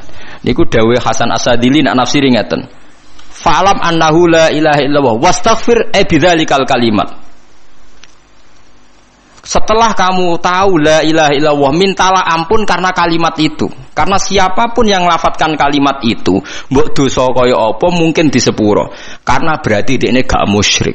Beda ambek wong dosa gak duwe kalimat iku, neraka selawase lawas. Mergo innallaha la yaghfiru ayyusyraka bihi wa yaghfiru ma duna dzalik. Saya itu sampai nangis maca kitabnya. Jadi kalau pahalane nggih oleh Hasan Sane. Fa'lam annahu la ilaha illallah wastaghfir li dzambika bitil kal kalimah. Artinya siapapun yang sudah kadung lafaz la ilaha illallah berhak di sepuro. Buktine apa sing ra nglafadzno iku ora iso di sepuro kan karena dianggap syirik. Artinya kalimat itu wis dijaya wis napa? Dijaya. Artinya anak-anak selagine di tauhid kok salah-salah lah mungkin di sepuro mergo barokah kalimat tauhid. Mergo sing ra iso di sepuro sing duwe dosa syirik. Artinya sing lafal la ilaha illallah ora napa syirik. Mulane dari Hasan Sadali wastaghfir dzambika bitil kal kalimat. Paham ya bitil kal apa? Kalimat. Karena tanpa kalimat itu dosa kita tidak bisa napa diam. Karena kita berarti di dosa napa syirik. Artinya kena bayang anak putumu sampai nakal-nakal koyo bapake koyo bae misalnya kan berarti lah jong pokoke kowe tak titipi kalimat napa tauhid. Lah liwat titipan kalimat iku wis iso disepuro. Lane fata amal dari jari Hasan Sadali maka harus kamu angen-angen ini karena sak paket kan fa'lam annahu la ilaha illallah wastaghfir li dzambik bitil kal kalimat. Mulane urutan tahlil hak jenis bener. Sebuti urutan tahlil biasanya ngawiti dalil fa'lam annahu la ilaha illallah. Mboten sing golek di sepuro bareng no. Niku sing pokoknya intinya niku biniyati taqarrub mari tahlil beda-beda kula nu tahlil Pasuruan yo ora paham tahlil Yogya yo ora paham ning Rempang ora paham tiap kiai kok tahlile beda-beda pembedarane alim mbok piye yo ora roh lah kaya la ilaha illallah kalimatu haqqin 'alaiha nahya wa 'alaiha namun nak teng daerah kula wabiha nak teng mriki wabiha nak teng Pati wabiha teng Rembang wabiha wonten kiai sing genane wa biha wa alaiha. Ora sing biha alaiha. Nak logikane nggih biha, tapi itu mriki alaiha ya. Sebagai kalimat haqqin alaiha nahya wa alaiha namut wa alaiha nupas. Nah, itu mriki wonten sing wa biha nupas. Nah, kula mimpin dalil nggih wa biha genate wa alaiha genate. Wa alaiha wa biha genate lah. Iya. Yang seneng tak pimpin tahlil ora krana kula napa-napa, seneng cepete. Mun nggih mboten usah maca kata-kata penting ikhlas warga mun mantep bae kula. Mun maca ping 7 mawon itu bar wah tetes cepet. Wah, semua wong awam repot. Dilatih cepet, seneng cepet. Engko akhire ra eling pangeran. Dilatih suwi gremeng ya akhire ra eling pangeran nangin. Atau wong awam wis kadung angel. Lah iya nak dilatih suwi kok gremeng, akhirnya gremengi kalimat tauhid yo elek. Dilatih cepet ora seneng kalimat tauhid, seneng cepete. Lah yo elek meneh kan. Oh, dasar wong ora iso bener. Wes. Likulli ummatin niku tetep kedhe saben-saben umat jalna gawe sapa ingsun mansakan enggo ibadah. Bi fathis sin wa kasriha mansikan. Syariatan tegese syariat hum kang utawa wong akeh nasiku wong sing nglakoni ning syariat utawa ing mansak. Amiluna tegese nglakoni kabeh bihi bil mansak. Kabeh umat itu tak gawe tatanan sing beda sing dadi aturane. Fala yunaziuna mongko do geman nentang sapa ngakeh ka ing sira. Yuradu den karsana bi iklan dawuh la yunaziuna ka padha la tunazihum. Tegese aja nentang sira Muhammad hum ing kula ummah fil amri ing dalam urusan apa wae. Nak teng mriki amri dzabihati tegese urusan sesembelian. Isqalu nalikane ngucap sapa ngakeh ma qatallah. Mau te perkara kota kang mateni sapa Allah iku ahakul we berhak antak kulu ento mangan sira kabeh ing makota Allah mimma dibanding perkara kota kang mateni sira kabeh oleh kurang ajar. Dadi wong kafir ya cerdas-cerdas. Mat, nak wedhus mati sing mateni sapa mat? Allah. Nah ana wedhus mati langsung lho, sing mateni sapa mat? Allah. Agamamu aneh, mat sing dipateni Allah langsung haram, sing dipateni lewat tangan manusa halal. Kudune sing mati langsung ku sing halal mergo sentuhan Tuhan langsung ngono. Ora kacer ta. Sesingen. Lah ya umpama logikane manusa iku kamu toleransi, logika itu kan masuk akal juga kan? Mergo sing dipateni Allah langsung kok haram, sing dipateni manusa halal. Iku aneh cara wong kafir napa? Aneh lah ya. Wis kacau. Mulane jare Kanjeng Nabi, jare pangeran ngendikane pangeran aja urusi mat cangkeme wong kafir. Perkara wis kadang wong kafir nak ngomong ge masuk akal lah mulane ku digatekno cangkeme wong-wong iku. Watulan aja-aja sira ila rabbika maring pangeran sira ila dinihi tegese maring agamane Allah. Innaka satamne sira iku ala hudan ing dene ngatasé petunjuk dine tegese agama mustaqimin kan jejeg. Wa in jadalu lamun maidu sapa ngakeh ka ing sira fi amridin ing dalem urusan agama. Fakul mongko ngucap sira Allahu ta'ala alamu dat sing luwih pirsa ta sing pirsa bima kan apa tak maluna kang lakoni sira kabeh. Fa yujazikum mongko males sapa hukum sira kabeh alaihi ngatasé mata malun. Wa hadza utawi iki ku qoblal amri sedurunge den perintah bil kita lan perang. Allahu ta'ala yahkumu nguputungi sapa Allah benakum. Allah sing gawe keputusan benakum ayyuhal mukminun wal kafirun yaumal kiamat ing dalam dina kiamat fima ing dalam perkara kuntum kang ana sira kabeh fi ing dalam ayu tahtalifuna sira kabeh bi ayakula gambare arab yen to tahtalifuna kang sulaya sira kabeh bi ayakula manane ikhtilafu bi ayakula gambare arab yen to ngucap sapa kulun saben-saben suci minal fariqa ini sanging kelompok loro khilafa qaulil akhar kelawan bedane pengucapan sing liya. Pokoke wong khilaf ku sing penting asal beda. Alam ta'ala ana ta ora ngerti sira al-istifham fil takrir kono temen hukum annahu ing satuna wa ta'ala ya alam pirsa sapa Allah. Mak ing apa wae fis sama ing dalem langit wal ardi lan bumi. Inna dzalika sak temene mengkon-mengkono kabeh. Kena apa Allah kok pirsa apa sing langit bumi mergo sedurunge digawe wis ditulis ning Allah napa mahfud. Inna dzalika sak temene mengkon-mengkono kabeh madzukira fi kitabin. Mate kese perkara zikir kang den sebut apa mae fi kitab ing dalam kitab. Wa te kitab Allahul Mahfud. Allah iku catetan al-mahfudu kang den jaga. Iku niku Allah Mahfud catetan riyen ora ning kertas teng Allah jare iki kuna manani sabak. Inna dzalika sak temene mengkon-mengkon kabeh ilma ma tegese ilmune perkara zikir kang den sebut apa ma ala wa ing atas apa ya sirun gampang esahlun tegese gampang. Wassalamualaikum warahmatullahi wabarakatuh. Jadi kalau Harun Rasid pas ngaji sebagai santri, tapi kalau Imam Malik ngurus KTP ya sebagai rakyat, ya antri, ya beliau yang datang. Jadi itu sudah ada percontohan hubungan yang sangat elegan, yang sangat saling menghormati antara seorang umara, yaitu zaman itu Harun Ar-Rasyid dengan Imam Malik. Padahal kitab Muwatta itu kitab yang sangat luar biasa. Akhirnya suatu saat anak-anaknya Harun Rasyid itu disuruh ngaji. Niku penggaweannya niku pekerjaannya itu suruh bawa kendinya Imam Malik kalau mau wudu. Pernah suatu saat Imam Malik wudu yang mengucurkan air itu putranya Harun Ar-Rasyid. Hanya dikucurkan ketika basuh wajah dan tangan. Pas Harun Rasyid lewat dinasihati juga. Halla ghusal taqaddamaihi. Harusnya kamu tidak hanya mengucurkan untuk wajahnya, juga untuk kakinya. Padahal itu anak seorang presiden. Jadi betapa dulu itu harkat dan martabat ilmu itu sangat dihormati. Nah, kenapa demikian? Karena ilmu ini yang membentuk sebuah bangsa. Jadi kalau kita berpikir jernih ya, oke kita ada BNN ya, polisi yang nangani narkoba, terus ada beberapa jabatan atau institusi negara yang bisa mengawal kecurangan, misalnya ada KPK, ada BPK dan sebagainya. Tapi tanpa masyarakat dibentuk kiai dan dibentuk norma-norma agama, itu capek. Mayoritas orang tidak mencuri, itu ya barokahnya dididik kalau mencuri itu dosa, kalau nanti masuk neraka.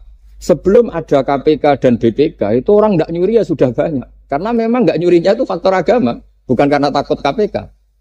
Artinya tanpa agama, tanpa nilai-nilai norma, itu nggak bisa kebayang Indonesia.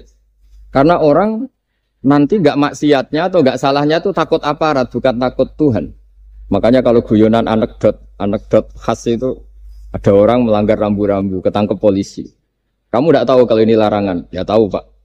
Kenapa tetap melanggar? Karena nggak tahu Bapak di sini. Itu menunjuk polisinya. Itu khas Indonesia. Jadi kalau nggak melanggar itu karena takut aparat, bukan karena kesadaran hukum. Tapi kalau urusan rambu-rambu itu seperti itu. Tapi kalau urusan orang tidak zina, tidak maling, tidak korupsi, itu hampir mayoritas orang Indonesia itu karena takut azab Allah atau takut dosa. Sehingga di desa terbelakang yang enggak terjangkau polisi atau di daerah-daerah yang sangat terpencil, itu perilaku leluhur, yaitu tidak nyuri, tidak zina, tidak apa, itu ya tetap jalan. Karena mereka memang dididik oleh agama. Sehingga keinginan kita terbesar adalah bahwa sesuai konsep Imam Ghazali, al-ulama wal umara tau'amani. Jadi ada sinergi lah antara ulama dan umara. Dulu biasa raja-raja itu ngaji sama ulama. Tapi ulama juga biasa antri di kerajaan untuk ngurus administrasi negara. Jadi beliau-beliau ya bisa sebagai rakyat, tapi juga sekaligus sebagai guru. Karena beliau-beliau ini orang-orang yang bisa menanggalkan egonya. Lalu kenapa kerajaan dulu itu begitu kuat? Ada contoh paling populer dalam mengelola negara, yaitu Umar bin Khattab. Itu Sayyidina Umar bin Khattab. Itu bajunya, jubahnya itu ada 12 jahitan, saking jeleknya. Jadi saking jeleknya itu 12 jahitan. Ada pernah seorang kiai yang cerita, ketika Baitul Maqdis itu ditaklukkan oleh pasukan Umar, itu beliau harus naik unta dari Madinah sampai Yerusalem. Karena kerajaan yang ditaklukkan itu membayangkan Umar itu seorang presiden, seorang khalifah, pasti wah. Itu ternyata pas sampai gerbang Yerusalem itu Umar itu yang nuntun unta. Karena ketika unta itu hanya satu, sama pengawalnya bilang, saya mau naik unta asal gantian. Ya 2 kilo Umar naik, 2 kilo ajudannya yang naik. Sampai Pak. Lepas mau pintu gerbang, itu pas giliran Umar yang nuntun. Kata ajudannya, kali ini jenengan yang naik saja. Enggak, saya enggak mau bohong. Jadi yang disambut ya ajudannya. Karena ajudannya pakaiannya lebih bagus dan Umar pakai tadi jubah yang berjahit 12. Jadi betapa orang-orang dulu itu ketika jabat itu malah tasawuf. Karena tadi dipandu oleh agama. Setelah itu ada beberapa sahabat yang usul. Ada pesta gitu karena ini hari kemenangan. Kata Sayyidina Umar, Inna Allaha ta'ala ayyara qauman faqala adhabtum thayyibatikum fi hayatikumud dunya wastamta'tum biha. Di antara kritik Allah kepada orang-orang yang enggak benar adalah jatah kenikmatan kamu sudah kamu habiskan di dunia. Maka di akhirat sudah tidak ada jatah. Maka kata Umar, astabqi thayyibati. Jatah-jatah kenikmatan saya biarkan utuh. Maka tidak saya nikmati sekarang. Nah makanya ini saya sekaligus minta sama BUMN, pokoknya gak usah lah ngundang saya, ribet. Selain ribet ya soalnya ngaji saja. Saya ini jadi kiai itu ya bingung. Ya sering dihormati orang, dicucuk, kadang disangoni. Kalau kadang ya mikir, nak jatah kontak terus piye. Makanya saya tuh ya sering ngebes, ya biasa saja hidup saya. Karena saya tidak ingin jatah saya ini habis. Tapi kadang-kadang orang itu ingin berlebihan menghormati kiai. Saya berkali-kali bilang, ketika ada orang menghormati saya itu yang repot saya. Yang menghormati benar karena menghormati kiai. Tapi kiainya yang masalah kan. Kalau tidak bisa ngelola hatinya jadi tamak, jadi gitu. Makanya ini kan, ya sudah saya tetap sebagai kiai ngajarkan ikhlas. Makanya guyonan di kitab-kitab dulu, kalau ada orang cantik sowan kiai itu kata kiainya, saya yang bingung. Kamu melihat saya ibadah, saya melihat kamu masalah. jadi tapi kalau kiainya agak soleh ya enak sama-sama seneng kan. Masalahnya kita ini soleh, paling enggak berusaha soleh. Ya jadi kalau Pak Aryo sowan sini itu dia benar sudah sopan lah sama kiai, beliau pejabat sopan. Saya yang masalah kan. Misalnya saya ke Jakarta terus ingat Pak Aryo ingin difasilitasi, saya kan jadi repot. Makanya kemungkinannya kecil kalau saya ke Jakarta tak hubungin itu kecil dan tidak perlu tersinggung. Saya selama ini ya sering ke Jakarta ya biasa. Saya hampir per 3 bulan atau 4 bulan datang ke pondoknya Pak Kures. Ya jarang hubungi pejabat. Ya sudah kalau mau ngaji aja. Nah kenapa saya menekankan ikhlas? Karena ini kan acara khataman. Di antara pokok dari ajaran Quran adalah wa ma umiru illa liya'budu waha mukhlishina lahuddin. Jadi kalau sudah berani beragama ya kita harus ikhlas. Dan saya berkali-kali bilang ikhlas itu mudah. Harus dilatih. Saya berkali-kali memberi analogi itu gampang sekali. Lama sekali kita bilang kalau yang putih itu putih. Lama sekali kita bilang yang hitam itu hitam. Itu tidak ada yang gaji. Kenapa kita mengatakan tembok ini putih? Karena memang putih. Kenapa orang mengatakan peci itu hitam? Ya karena memang hitam. Itu tidak ada yang gaji. Dan semuanya ngomong seperti itu. Tapi pas Anda ngomong Allah itu Tuhan, minta masuk surga. Pas hubungan dengan Tuhan itu selalu tidak ikhlas. Padahal kita biasa ngomong hakikat ini ikhlas. Kita ngomong tembok ini putih ikhlas, ngomong peci hitam itu. Pas ngomong kalau Allah itu Tuhan, minta surga. Padahal bedanya apa? Hanya sama-sama ngomong, mengatakan sesuatu yang nyata. Sehingga saya berkali-kali bilang, dan ini akan saya kampanyakan sampai saya mati. Di antara gejolokan Allah sama orang soleh. Jadi orang soleh itu nanti juga digojlok sama Allah. Kenapa kamu nyembah saya?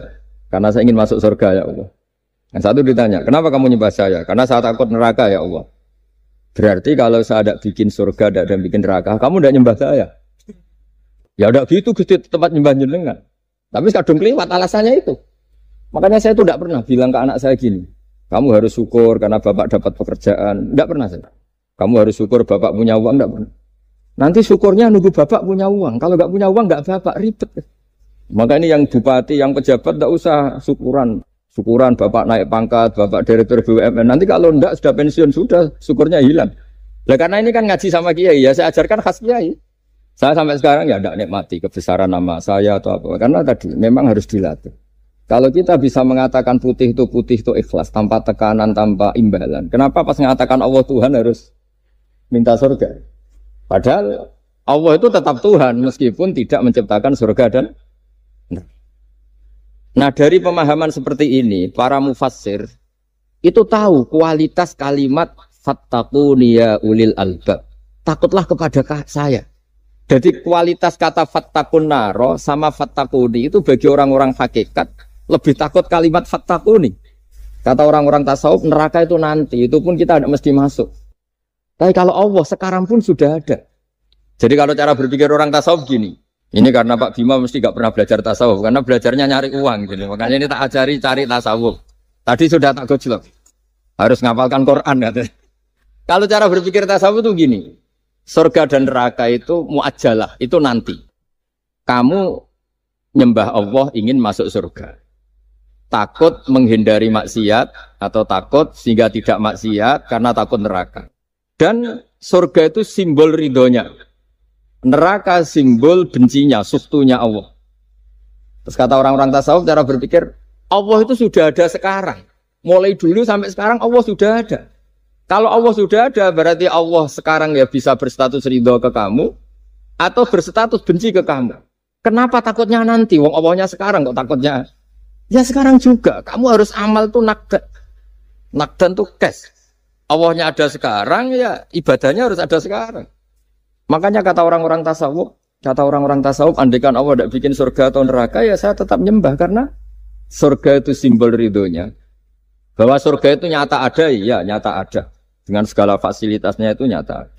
Tapi bahwa surga itu tetap kamu masuk surga karena cari ridhonya Allah.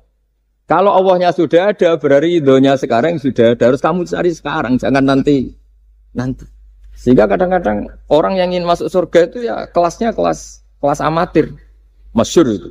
Ada seorang wali masuk surga ketemu Allah ditanya. Karena wali ini biasa mensyafaati murid-muridnya. Ya Allah, kenapa murid-murid saya tidak kelihatan sowan jenengan? Murid-murid kamu ingin masuk surga karena ingin makan enak, punya bidadari cantik-cantik itu di sana. Tapi mereka lupa saya. Jadi akhirnya di surga tapi nggak ketemu Tuhan. Karena inginnya ya sudah trauma punya istri jelek, cerewet. Banyak loh orang yang masuk surga itu yang agak kacau. Enak sudah surga, nanti di sana gak usah sholat, gak usah puasa. Jadi sholat yang sekarang udah gak problem. Jadi banyak itu orang-orang Islam yang Islamnya mungkin imannya amatiran. Wah enak masuk surga, gak ada subuh lagi, gak ada puasa lagi, bebas. Oh, itu kan kurang ajar betul. Jadi ibadah itu dianggap problem. Bandingkan di cerita dunia wali itu ada wali bertanya gini, ya Allah apa di surga itu ada sholat? Ditanya sama Allah, kenapa kamu tanya gitu? Kalau tidak ada sholat mendingan saya tidak di surga. Dia tidak bisa membayangkan ada kenikmatan di atas sholat. Nah kalau jenengan kan nggak bisa membayangkan kalau di surga masih disuruh sholat. Sampai sekarang aja kita tahu berhentinya sholat itu kapan. Kalau sampean tanya gitu, kalau ingin berhenti sholat nggak wajib, majnun. Jadi orang gila langsung nggak wajib. Jadi artinya harus dilatih ilmu-ilmu tasawuf seperti ini supaya hidup itu nyaman. Hidup itu nyaman. Dulu Pak Imam ini ada Pak PJ Rembang. Itu dulu ada seorang raja, didatangi ulama. Gimana cara saya tidak nikmati jadi seorang raja? Ulama itu nasihatinya gampang. Dia omongin gini Pak Arya. Pak Raja, kalau kamu di Sahara, di padang Sahara, kemudian Anda kehausan. Kalau tidak minum 1 gelas air, Anda mati. Apakah? Terus kemudian yang punya air bilang gini, kamu tak kasih air, tapi syaratnya kerajaannya kasihkan saya. Kamu kasihkan apa milih mati? Wah ya milih dikasih air. Mendingan enggak jadi raja tapi hidup. Terus la tafrah bimulkin la yusawi kak samain. Kamu jangan bangga dengan satu kekuasaan, dengan satu kerajaan yang nilainya sama dengan segelas air. Akhirnya dia terjadi raja yang soleh karena ternyata apa? La yusawi kak samain, tidak sama atau ya nilainya itu masih kita yang rakyat yang tidak jabat, misalnya masyarakat itu ya harus berpikir gitu. Orang nggak jadi bupati tetap hidup, nggak jadi pegawai BUMN tetap hidup. Tapi kalau nggak minum air itu mati. Dan rata-rata rakyat itu bisa minum air. Artinya apa? Kita dan mereka itu sama-sama punya nikmat yang pokok, yaitu sadur rumpi, nikmat yang bisa mempertahankan kehidupan. Jadi nikmat selain itu tidak pokok. Sehingga orang itu bisa jadi wali. Jadi ini resep jadi wali. Jadi wali itu udah harus tirakat dalail terus gak pernah makan nasi itu enggak, itu keberatan. Jelas sebagai BUMN enggak mau itu, mesti enggak mau itu. Mesti enggak mau. Ya enggak mau ya enggak bakat. Jadi sudah pasti enggak mau. Karena ini saya tahu banyak tentang beliau. Pak Aryo itu bin selamat dulu, abahnya itu ditobatkan Gusmi, dimengertikan agama oleh Gusmi. Karena beliau ingin tetap mencintai kiai, korbannya saya karena Gusmi meninggal, terus mahabbahnya diarahkan ke saya. Tapi saya berdoa supaya diarahkan ke banyak kiai lah, supaya saya tidak jadi objek sasaran. Nanti juga repot ini. Saya itu sering disewani orang dari Kalimantan, Sulawesi, saya ingin idolakan jenengan, saya ingin dekat dengan jangan. Ya sudah lah, pakai kiai lokal di sana aja. Jadi sampai tidak ganggu saya, terus kiai lokal di sana juga tidak mahjub oleh saya. Kata saya. Saya teruskan. Jadi dulu para raja itu dilatih oleh ulama, termasuk dilatih begitu. Kamu punya kamar 1000, kalau tidur per 5 menit ganti kamar. Karena eman sudah dibikin kok nggak dipakai. Nggak juga, punya kamar 1000 yang dipakai hanya 1. Ngapain punya 1000 yang dipakai hanya punya baju 1 lemari, yang dipakai hanya 1. Apa mentang-mentang bajunya 5 terus pakai rangkepan sampai 5. Punya mobil 5 yang dipakai ya. Jadi orang dulu itu dilatih sebegitu. Sehingga dulu itu tidak ada raja kecuali punya penasehat. Zaman belum Islam ada resi, kalau setelah Islam ada ulama. Sehingga mereka bisa menertawakan kerajaan. Maksudnya dianggap biasa. Ada seorang raja ditanya ulama, khas seorang raja itu apa? Merintah tidak bisa diperintah. Terus si ulama ini tiap pagi itu datang ke atas gunung, cari tempat paling tinggi terus mutola'ah kitab. Selama tolak kitab ya wasik ya. Kayak saya kalau belajar ya asik. Ngalang-ngalain jagungan sama pegawai BUMN kalau saya sudah belajar. Terus dia bilang, enaknya apa jadi raja? Saya di sini nggak ada yang memerintahkan saya. Berarti saya dengan raja sama. Dan kelebihan saya juga tidak ada yang ganggu. Kalau raja masih banyak yang ganggu. Artinya bisa mengolah. Kalau sekarang enggak. Banyak kiai yang melihat pejabat itu kayak gimana. Wong kok mulyane ngono, buka pintu aja enggak pernah. Mulyane kayak gitu. Yang jenis ini dia rugi, sudah iri, enggak punya kenikmatan sendiri. Ulama dulu itu bisa mengelola kenikmatannya sendiri dengan cara seperti itu. Makanya masyhur Sayyidina Ali itu kalau malam itu diantara sebab beliau tambah dekat sama Allah. Itu diantara wiridannya itu bukan kayak wiridan kita itu enggak. Wiridannya begini. Ya Allah, kafani izzan antakuna li robban wa kafani fakhran an akuna laka abdan. Saya sebagai manusia ini sudah sempurna, punya Tuhan engkau, Tuhan yang maha dahsyat, maha top. Kayak apa nyesalnya saya kalau punya Tuhan hanya sebuah batu, hanya pahatan batu, atau Tuhan yang mati, atau Tuhan yang kelaparan. Wa kafani fakhran an akuna laka abdan. Dan saya ini bangga karena jadi hambamu. Jadi orang dulu itu nyembah Allah itu tidak harus dengan kalimat subhanallah akbar, tapi punya kesimpulan yang menjadikan mereka ini nyaman dengan Allah. Abu Yazid Al-Bustami itu diangkat jadi wali setinggi-tingginya itu diantaranya kalau wiridan bilang gini, ya Allah kenapa engkau ngasih makan saya, ini aneh. Kenapa engkau ngasih minum saya itu aneh. Di mana-mana orang memberi itu ada kepentingannya. Misalnya majikan bayari karyawan karena ada kepentingannya. Malah kalau di fikih itu agak absurd. Fikih itu hubungan suami istri itu agak kacau kalau dalam fikih. Lelaki itu tidak wajib nafkah istrinya kalau tidak ngasih. Jadi kayak agak-agak transaksi. Dan istrinya punya hak nggak mau diajak kalau nggak dikasih nafkah.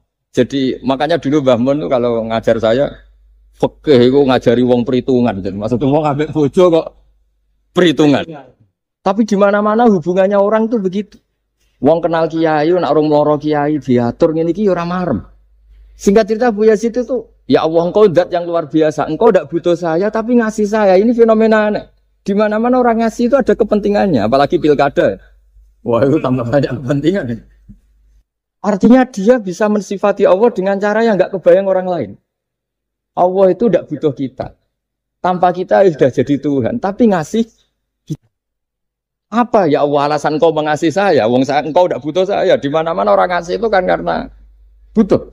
Misalnya kamu ngasih anak, apapun alasan ikhlas Anda ini karena nyaman. Anak ini menjadi hiburan. Tetap seneng ya. Ada unsur kamu itu dapat timbal balik, setidaknya seneng. Atau ngasih rival politik kamu, setidaknya ya karena safety lah kata tadi Pak Ari. Bergabung tak teman-teman. Pokoknya ada kepentingan. Tapi Allah ini zat yang nggak punya kepentingan, kemudian tetap ngasih. Dari situ terus dia punya cara mencintai Allah. Jadi wali-wali dulu itu punya cara untuk mencintai Allah. Dengan cara seperti itu. Makanya ada wali yang nangani orang-orang macam-macam. Kayak Gusme itu masyhur, beliau nangani orang fasik, orang macam-macam. Dulu itu ya ada seorang wali itu jadi wali karena beli narkoba. Tapi bukan untuk diminum, untuk dimusnahkan.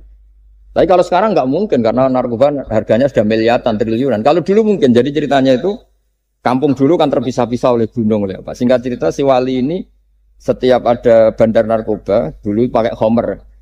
Homer kalau dulu arah. Dibeli sama dia. Dibeli setelah agennya pergi dilarungkan pokoknya dibuang. Begitu terus. Suatu saat si pengedar narkoba ini heran. Kampung situ itu selalu tak kirimin Homer kok gak ada yang mabuk. Tapi dibayar cash. Malah masih orang ini meninggal wangi. Ternyata dia tidak ingin kampungnya itu mabuk. Sehingga dicegat di jalan supaya Homer ini tidak sampai ke kampung. Nah, sekarang kan tidak mungkin narkoba semahal itu. Tapi apapun itu kembali ke ulama dan umaro. Alhamdulillah di Indonesia itu ulama ya mati-matian supaya generasinya tidak terlibat narkoba dengan cara ditakutkan neraka. Umaro juga melakukan itu dengan cara ditakutkan penjara. Ini yang kita sama-sama ulama wal umaro apa? Tahu aman. Kita kerjasama dengan kapasitas masing-masing. Jadi penting sekali ngaji seperti ini supaya kita tahu bahwa khazanah-khazanah kita tentang dekat sama Allah itu macam-macam. Ini khusus ijazah ini sama Pak Bima Pak Arya itu. Dulu Kiai Hamid Pasuruan terkenal wali. Dan di antara wiridan dzikrul wal filin ada beberapa kata yang dari Kiai Hamid. Jadi dzikrul wal filin itu kalimatnya utamanya dari Gusme, Mbah Ahmad Siddiq, tapi ada beberapa kalimat yang dari Kiai Hamid Pasuruan. Saya tahu banyak lah karena bapak saya juga temannya Gusme dan mbah saya kandung sepupu sama Mbah Hamid. Itu kalau ada orang sepuh-sepuh Pak Bima kayak jenengan Pak Aryo disuruh ngapalkan Quran. Ya mereka protes. Masa saya hafal, Pak? Sudah lah pokoknya ngapalkan. Ada yang 2 juz mati, 1 juz mati. Karena ya sudah sepuh. Suatu saat ada ulama yang tanya, kenapa Pak Hamid? Biar kamu dalam perjalanan di dunia tercatat ini bercita-cita hafal Quran. Jika kalau mati berstatus man salaka thoriqan yaltamisu fihi ilman sahalallahu lahu thoriqan ilal jannah. Orang yang mati berorientasi ingin ngaji. Tapi kalau kamu tidak punya orientasi ngaji kan di otak kita andaikan direkam Allah. Loh, coba hati kita andaikan direkam Allah. Ingin kaya, ingin punya gunung, ingin punya Alphard, ingin punya ini itu. Coba kalau itu nanti disetel di akhirat. Tapi kalau kamu ingin ngapalkan Quran kan setidaknya pas disetel udah keren. Ingin hafal Quran meskipun tidak hafal-hafal gitu. Ingin hafal itu. Meskipun nanti kalau malaikatnya drengki ditambahin meskipun. Tapi insya Allah mereka ada yang dengki. Tapi andaikan kita nanti tidak punya cita-cita ngaji, itu rekaman kita hanya itu. Ingin mapan, ingin kaya, ingin menguasai dunia. Betapa malunya kita kalau rekaman itu kita dengar di depan Allah. Padahal nanti niat ini yang dihitung. Famangkarat hijratuhu ilallah wa rasulih, fa hijratuhu ilallahi wa rasulih. Orang yang orientasinya hijrah. Hijrah itu meninggalkan yang buruk menuju yang lebih baik. Hanya untuk Allah dan Rasul, maka ya dihitung ke sana. Jadi misalnya Pak Bima, Pak Aryo ngapalkan Quran, hafal-hafalnya. Tapi berarti perjalanannya ini mencari ridhonya Allah, itu ditulis. Tapi kalau kita orientasinya ingin mapan, ingin sejahtera, ya ditulis. Ini ingin punya rumah 2, ingin punya rumah di berbagai provinsi. Ini coba kalau itu nanti direkam. Terus ditanya Allah, inginnya kamu apa sih di dunia? Dan itu bisa menjadi status kita. Ngeri kan? Kita ketemu Allah dengan status tidak pencari Allah dan Rasul, tapi pencari kemapa? Itu cara Mbah Hamid untuk mendidik supaya orang itu orientasinya kepada Allah dan Rasul. Disuruh ngapalkan. Ini Pak Aryo cerita, bapaknya hanya disuruh ngapalkan apa? Rabbana dalam urusan. Itu semalam nggak hafal. Dan alhamdulillah nggak hafalnya ditiru anaknya. Susahnya kemarin pas ngaji sama saya di kamar saya, saya punya kantor di depan rumah saya. Ya nggak hafal. Bener-bener konsisten. Jadi dulu bapaknya itu ketemu Gus Mek di hotel, dia ajarin semalam nggak hafal. Akhirnya hafal. Iya, tapi nunggu sekian tahun mungkin. Jadi yang penting, jadi ulama dulu itu pinter cara menuntun umat menuju Allah dan Rasul. Diajarin. Akhirnya ada dzikrul ghafilin. Penting orang itu menuju Allah dan Rasul. Setidaknya kalau direkam itu nanti saya ingin ya Allah dapat ridhomu. Kalau malam ilahi anta matlubi, wa ilahi anta maqsudi wa ridhoka matlubi. Meskipun semalam hanya dilafatkan sekali, tidaknya Allah mencatat, ya Allah engkau yang kami cari, ridhomu yang kami cari. Kalimat itu kalau terulang-ulang itu menjadi mental dan lama-lama jadi status. Daripada sebelum tidur, kapan ya sugih. Jare Pak Bima kapan gak jadi anak buah. Kok nanti yang menteri ya mikir, semoga gak kena reshuffle. Gitu terus pikirannya. Nah ini kan kalau ngaji saya menyinggung, yang salah ada saya, sing ngongkor ngaji sopo. Saya makanya saya santai saja. Sampean kecewa malah bagus karena ndak ngel-ngelo saya lagi. Saya dalam hal ini itu anut mazhabnya Imam Syafi'i. Imam Syafi'i itu saya punya kitab namanya Diwanus Syafi'i. Itu kalau orang ndak senang tuh paling bagus menurut saya. Pak Imam Syafi'i separuh kampung ndak senang jenengan. Ya bagus lah. Kalau nggak senang ndak akan utang duit, nggak pinjam mobil. Wong nggak senang itu kan nggak mungkin pinjam uang. Saya pernah ketemu seorang bupati cerita ini. Ya, perlu saya sebut bupati aktif. Setelah saya cerita ini, terus Gus saya ingin ketemu jenengan 4 mata. Setelah ketemu saya lucu. Saya akan cerita. Di antara wasiat bapak saya itu unik banget. Ngelola wong gedeng enak, sing ribet itu ngelola wong seneng. Jadi ngelola orang benci itu mudah. Yang ribet itu ngelola orang seneng. Itu mahal sekali. Itu dulu saya tidak paham. Bareng kenal wong seneng ngel-ngel no. Nak sing ra seneng kan sudah selesai. Akhirnya Imam Syafi'i dan separuh kampung ini tidak seneng jenengan. Ya bagus. Mereka tidak akan utang saya, minta tolong saya. Artinya orang dulu itu jadi yang seneng dikelola untuk teman kebaikan, yang nggak seneng dianggap menjadi harga itu murah. Singkat cerita terus bupati ini datang ke saya cerita. Yang jelas gak bupati Rembang, ya ada usaha. Cerita di bawah beduk cerita. Iya Gus, rival politik saya ketika saya kalahkan itu selesai. Tapi mitra politik nanti saya kira berper. Jadi orang dulu itu segampang itu ngelola kehidupan. Artinya yang seneng ya penting kita butuh mitra. Yang gedeng ya nggak apa-apa lah. Barokahnya gedeng itu tidak ganggu Anda kan. Asal sing gedeng aja dukun santet ribet itu kalau nanti. Ketika Imam Syafi'i diceritain orang yang tadi nyium tangan jenengan, yang sama jenengan diluk hormat, di luar itu memaki-maki jenengan. Kata Imam Syafi'i, baguslah. Berarti saya wibawa, di depan saya tidak berani. Jadi beliau seenteng itu melihat dunia. Jadi orang dulu itu, makanya mereka gampang jadi wali karena radhiyallahu anhum wa radu. Jadi orang yang melihat Allah itu sudah ridho, ya sudah. Nabi Musa itu kekasih Allah, kalimullah. Itu orang Israel. Itu yang gedeng yang ngel-ngel no. Yang seneng yang ngel-ngel no. Malah paling ribet kalau ngadepi orang Israel. Singkat cerita Nabi Musa itu bilang gini, ya Allah, kasih saya ijazah. Yang dengan ijazah itu orang terbungkam semua, tidak bisa ngeritik saya. Tidak bisa mencibir saya, tidak bisa ngata-ngatain saya. Jawabnya Allah itu lucu. Ya Musa, hadza syai'un lam asna'hu li nafsi, fa kaifa asna'hu bika. Aku pangeran sing salah paham akeh, pemenah aku itu mau nabi. Aku itu pangeran sing salah paham mbek aku akeh. Jadi saya ini Tuhan. Yang cara pandang tentang saya keliru itu saja banyak, apalagi kamu. Mestinya saya yang terbebas dari disalahkan. Padahal Nabi Musa aku itu pangeran, ya darani anak di pucu, ono sing darani aku fakir, ono sing darani aku kikir, macam-macam.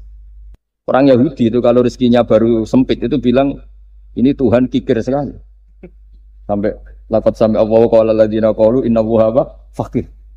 Pejabat juga gitu, kalau salah kebijakan juga dihujat. Ini tidak mensejahterakan rakyat. Itu kalau lapor Allah jawabannya gitu, kamu pejabat salah pahami ribet, saya Tuhan saja disalahpahami. Jadi Orang dulu itu segampang itu ngelola hubungan dekat dengan Allah. Jadi pakai rasa. Tiga Kiai Hamid Pasuruan itu ngijazai orang-orang sepuh, ada yang dikasih wiridan, disuruh ngafalkan, nggak hafal. Nanti misalnya mati kok belum hafal, statusnya ini penghafal wiridan kan bagus. Daripada ngapalkan saya ingin punya rumah kayak yang di Singapura, berarti Anda menghafalkan bentuknya, pernak-perniknya. Bila perlu Anda menghafalkan nomor arsiteknya siapa. Masa Anda hafal tentang cari ridhonya Allah, hafal bangunan milik orang lain dan bayangkan punya.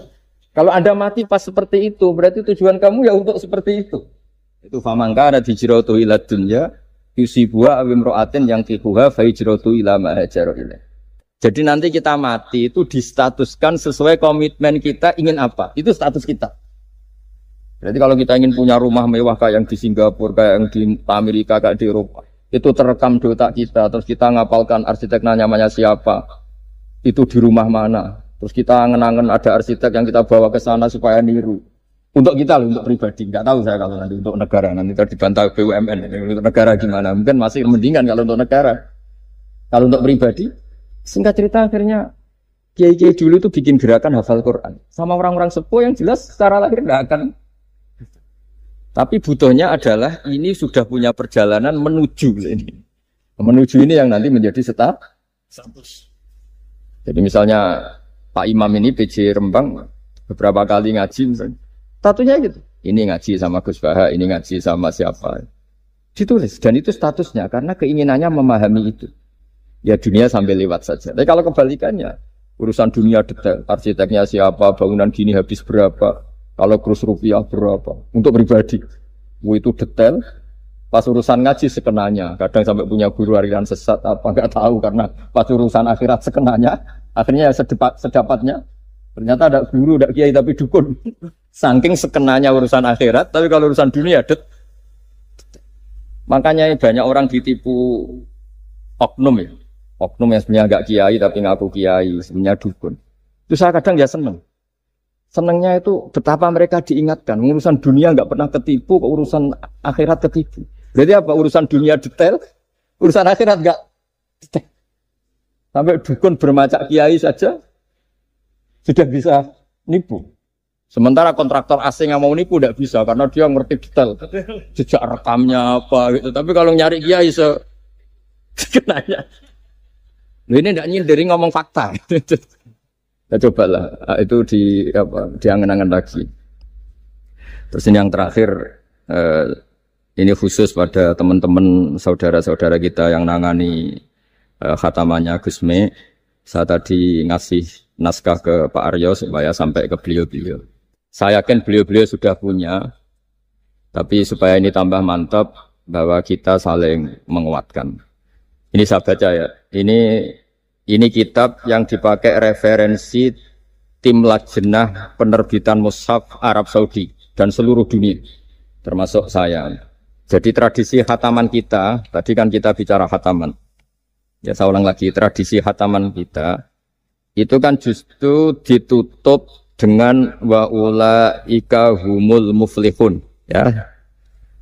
Jadi tidak minal jinnati wan nas, tapi diakhiri wa ulaika humul muflihun. Jadi khataman kita misalnya minal jinnati wan nas, biasanya yang baca Quran terus baca Fatihah, terus awal Baqarah sampai wa ulaika humul muflihun. Nah tujuannya adalah supaya kalau khatam itu memulai lagi.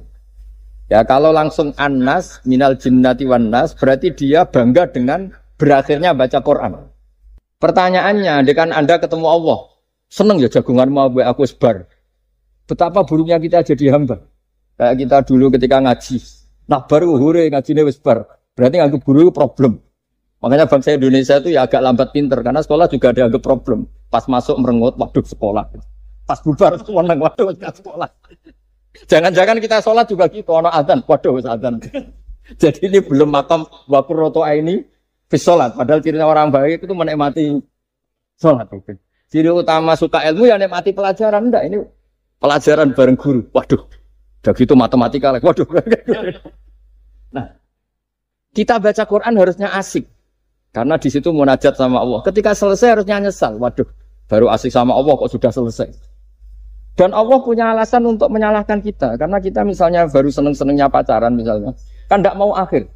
Kenapa pas seneng Allah seneng berakhir? Nanti kalau kamu ditanyakan gitu tidak bisa jawab. Nah, pakai analogi itu makanya jangan pernah merasa akhir kalau baca Quran. Minal jinnati wan nas, terus baca Fatihah, terus memulai lagi. Waulaika humul muflihun. Sebagai bukti ya Allah, ini khataman sementara. Tapi saya akan berlanjut lagi. Terus dimulai betul. Jika ijazah kiai-kiai kuno kalau orang haji atau umroh itu supaya kuat haji lagi. Kalau ijazah kiai kuno itu sederhana. Disuruh ngomong gini, Ka'bah, ini saya mau pulang, nilai rumah. Nanti kesini lagi. Kayak gitu. Sudah, Pak. Jangan setelah selesai ibadah haji seneng karena mau pulang. Berarti ibadah dianggap problem, rumah dianggap segala-galanya. Jadi itu ada filosofinya. Nah, ternyata tradisi seperti itu mudawwan. Mudawwan itu dibukukan. Ya, saya baca ini di kitab Ghaisun Naf'i, karangan Imam Waliullah As-Sofakusi. Saya baca saja. Nanti yang ngerti bahasa Arab biar diartikan sendiri, yang nggak ngerti nanti saya bantu. Takmilun. Nah, ini khusus para hafid tadi yang ikut khataman, mohon didengarkan. Takmilun. Fi masaila tata'allaku bil khotmi. Al-ula sabatan nasu anil maki minirwatil bazi wa kumpul wa ghairihima annaman qara'a wa khotama ila akhirin nas qara'a al-fatihata ilal muflihun min awalil baqarah wa sa'al amalu bihada fi sa'iri biladil muslimin. Jadi mulai dulu kalau orang khataman itu ya An-Nas, Fatihah, terus wa ulaika humul muflihun. Dan cara seperti itu wasa al-amalu bihada fi sa'iri biladil muslimin. Semua negara dunia ya sama seperti itu. Hanya tradisi yang dilakukan bapak saya sampai semua guru-guru kita, guru Quran, termasuk yang di Jantiko dulu, sama si dulu namanya Jantiko, lama-lama mantap ya. Itu sudah benar itu. Jadi mungkin teman-teman sudah melakukan tapi nggak tahu filosofinya. Ini saya bantu. Filosofinya adalah supaya kita tidak merasa mengakhiri baca Quran, tapi sekaligus memulai. Kalau nak kue niat ngakhiri tenan itu seakan-akan kan baca Quran itu problem. Terus ketika berakhir kita senang. Sholat juga gitu Pak Imam. Yang menjadikan umatnya Rasulullah Shallallahu Alaihi Wasallam dijamin surga itu diantaranya cara sholat begini Pak Arya. Saya hafal hadisnya. Absyiru ya ma'saral muslimin. Ini kata Rasulullah. Hari ini Jibril muncul dan memberi satu pengumuman yang sangat menggembirakan. Apa itu? Umatku berstatus. Ya ini kata malaikat Jibril. Umatku berstatus. Mereka itu fa'alu faridotan wantadharu ukhra. Melakukan satu fardu selesai atau addu faridotan wantadharu ukhra. Jadi misalnya tadi saya sholat subuh. Status saya ditulis oleh malaikat Jibril. Bak tadi sholat subuh. Dan ketika saya ditanya, Bak kok ijek urip sampai jam 10, jam 11. Ngenteni apa sholat duhur. Ketika sholat duhur selesai, orientasi saya ngenteni sholat. Gitu terus. Sehingga statusnya umatnya Nabi adalah addu faridotan wantadharu ukhra. Komitmennya adalah melakukan satu fardu dan menunggu yang lain. Berarti kita dihimpit di dua kebaikan. Kebaikan sudah kita lakukan dan kebaikan yang lain kita cita. Kita sekarang ngasih anak yatim. Di hati kita juga ingin mengasih lagi. Ngasih orang miskin juga gitu. Begitu juga kebaikan-kebaikan yang lain. Sehingga kita dihimpit di dua apa? Kebaikan. Kebaikan yang kita lakukan dan kebaikan yang kita angankan ya atau kita cita-cita. Ya sudah begitu. Sehingga dengan cara seperti itu orang Islam itu nyaman. Bayangkan kalau kita berstatus punya rumah dan punya rumah lagi. Ingin punya mobil lagi. Berarti satu sih minat dunia wa ilat dunia. Minat dunia ilat dunia. Itu kalau pas mati, pas khayalnya begitu. Allah posisinya di mana? Ya ini sudah siap ya, setor ya, Ataman. Siap. Ya, siap. Siap Pak Gaya. Ya, siap. Sampai berapa juz rencana? 30 tuh. 30. Sampai 30 juz apa juz 30? Juz 30 dulu. Juz 30. Jadi sampai segitunya guru-guru kita memandu, makanya terus dilatih dzikrul ghafilin, dilatih apa supaya kalau kita biasa pergi kembali misalnya, rombongan kembali, mungkin kita istighfar. Buat sekali-kali rombongan datangin khataman Quran, datangin acara-acara sehingga ada perbandingan. Nah, setidaknya saat kita salah itu tidak status, tapi zallah bawaan manusia. Tapi status kita adalah faman kana hijratuhu ila Allahi wa rasulih fa hijratuhu ila Allahi wa rasulih. Nah, kemudian kenapa itu menjadi perilaku masif di seluruh dunia? Kalau khataman justru ditutup oleh awal Baqarah. Kan agak aneh khataman kok ditutup dengan permukaan atau permulaan. Ya. Itu terus beliau ini di beberapa kitab diterangkan anna rajulan qala ya Rasulullah ayul a'mali afdalu. Amal terbaik itu apa ya Rasulullah? Qal alaika bil halil murtahil. Terus wa ma halul murtahil? Qal sahibul Qur'ani kullama khalla irtahala. Amal terbaik itu adalah amal setelah selesai ingin melakukan lagi. Apa itu? Orang yang menghafalkan Quran atau membaca Quran atau khataman Quran setelah selesai langsung dimulai lagi. Nah, ini di sini diartikan kullama faragha min khutmatin syara'a fi ukhra. Jadi satu khataman selesai kemudian lanjut lagi. Ya kan kalau kita misalnya orang kaya ke Singapura wisata kan langsung mungkin sudah punya brosur lagi, mungkin mau ke New Zealand atau apa. Kenapa pas urusan khataman enggak itu? Jadi manusia itu yang benar gitu. Jadi ya kira-kira gitu. Jadi ini teman-teman yang sedang khataman bahwa perilaku Anda sudah benar. Memang mulai dulu zaman Rasulullah SAW sampai sekarang memang justru khataman itu ditutup dengan wa ulaika humul muflihun sebagai bentuk komitmen kita bahwa kita ingin memulai, bukan berakhir di situ. Saya kira demikian. Assalamualaikum warahmatullahi wabarakatuh.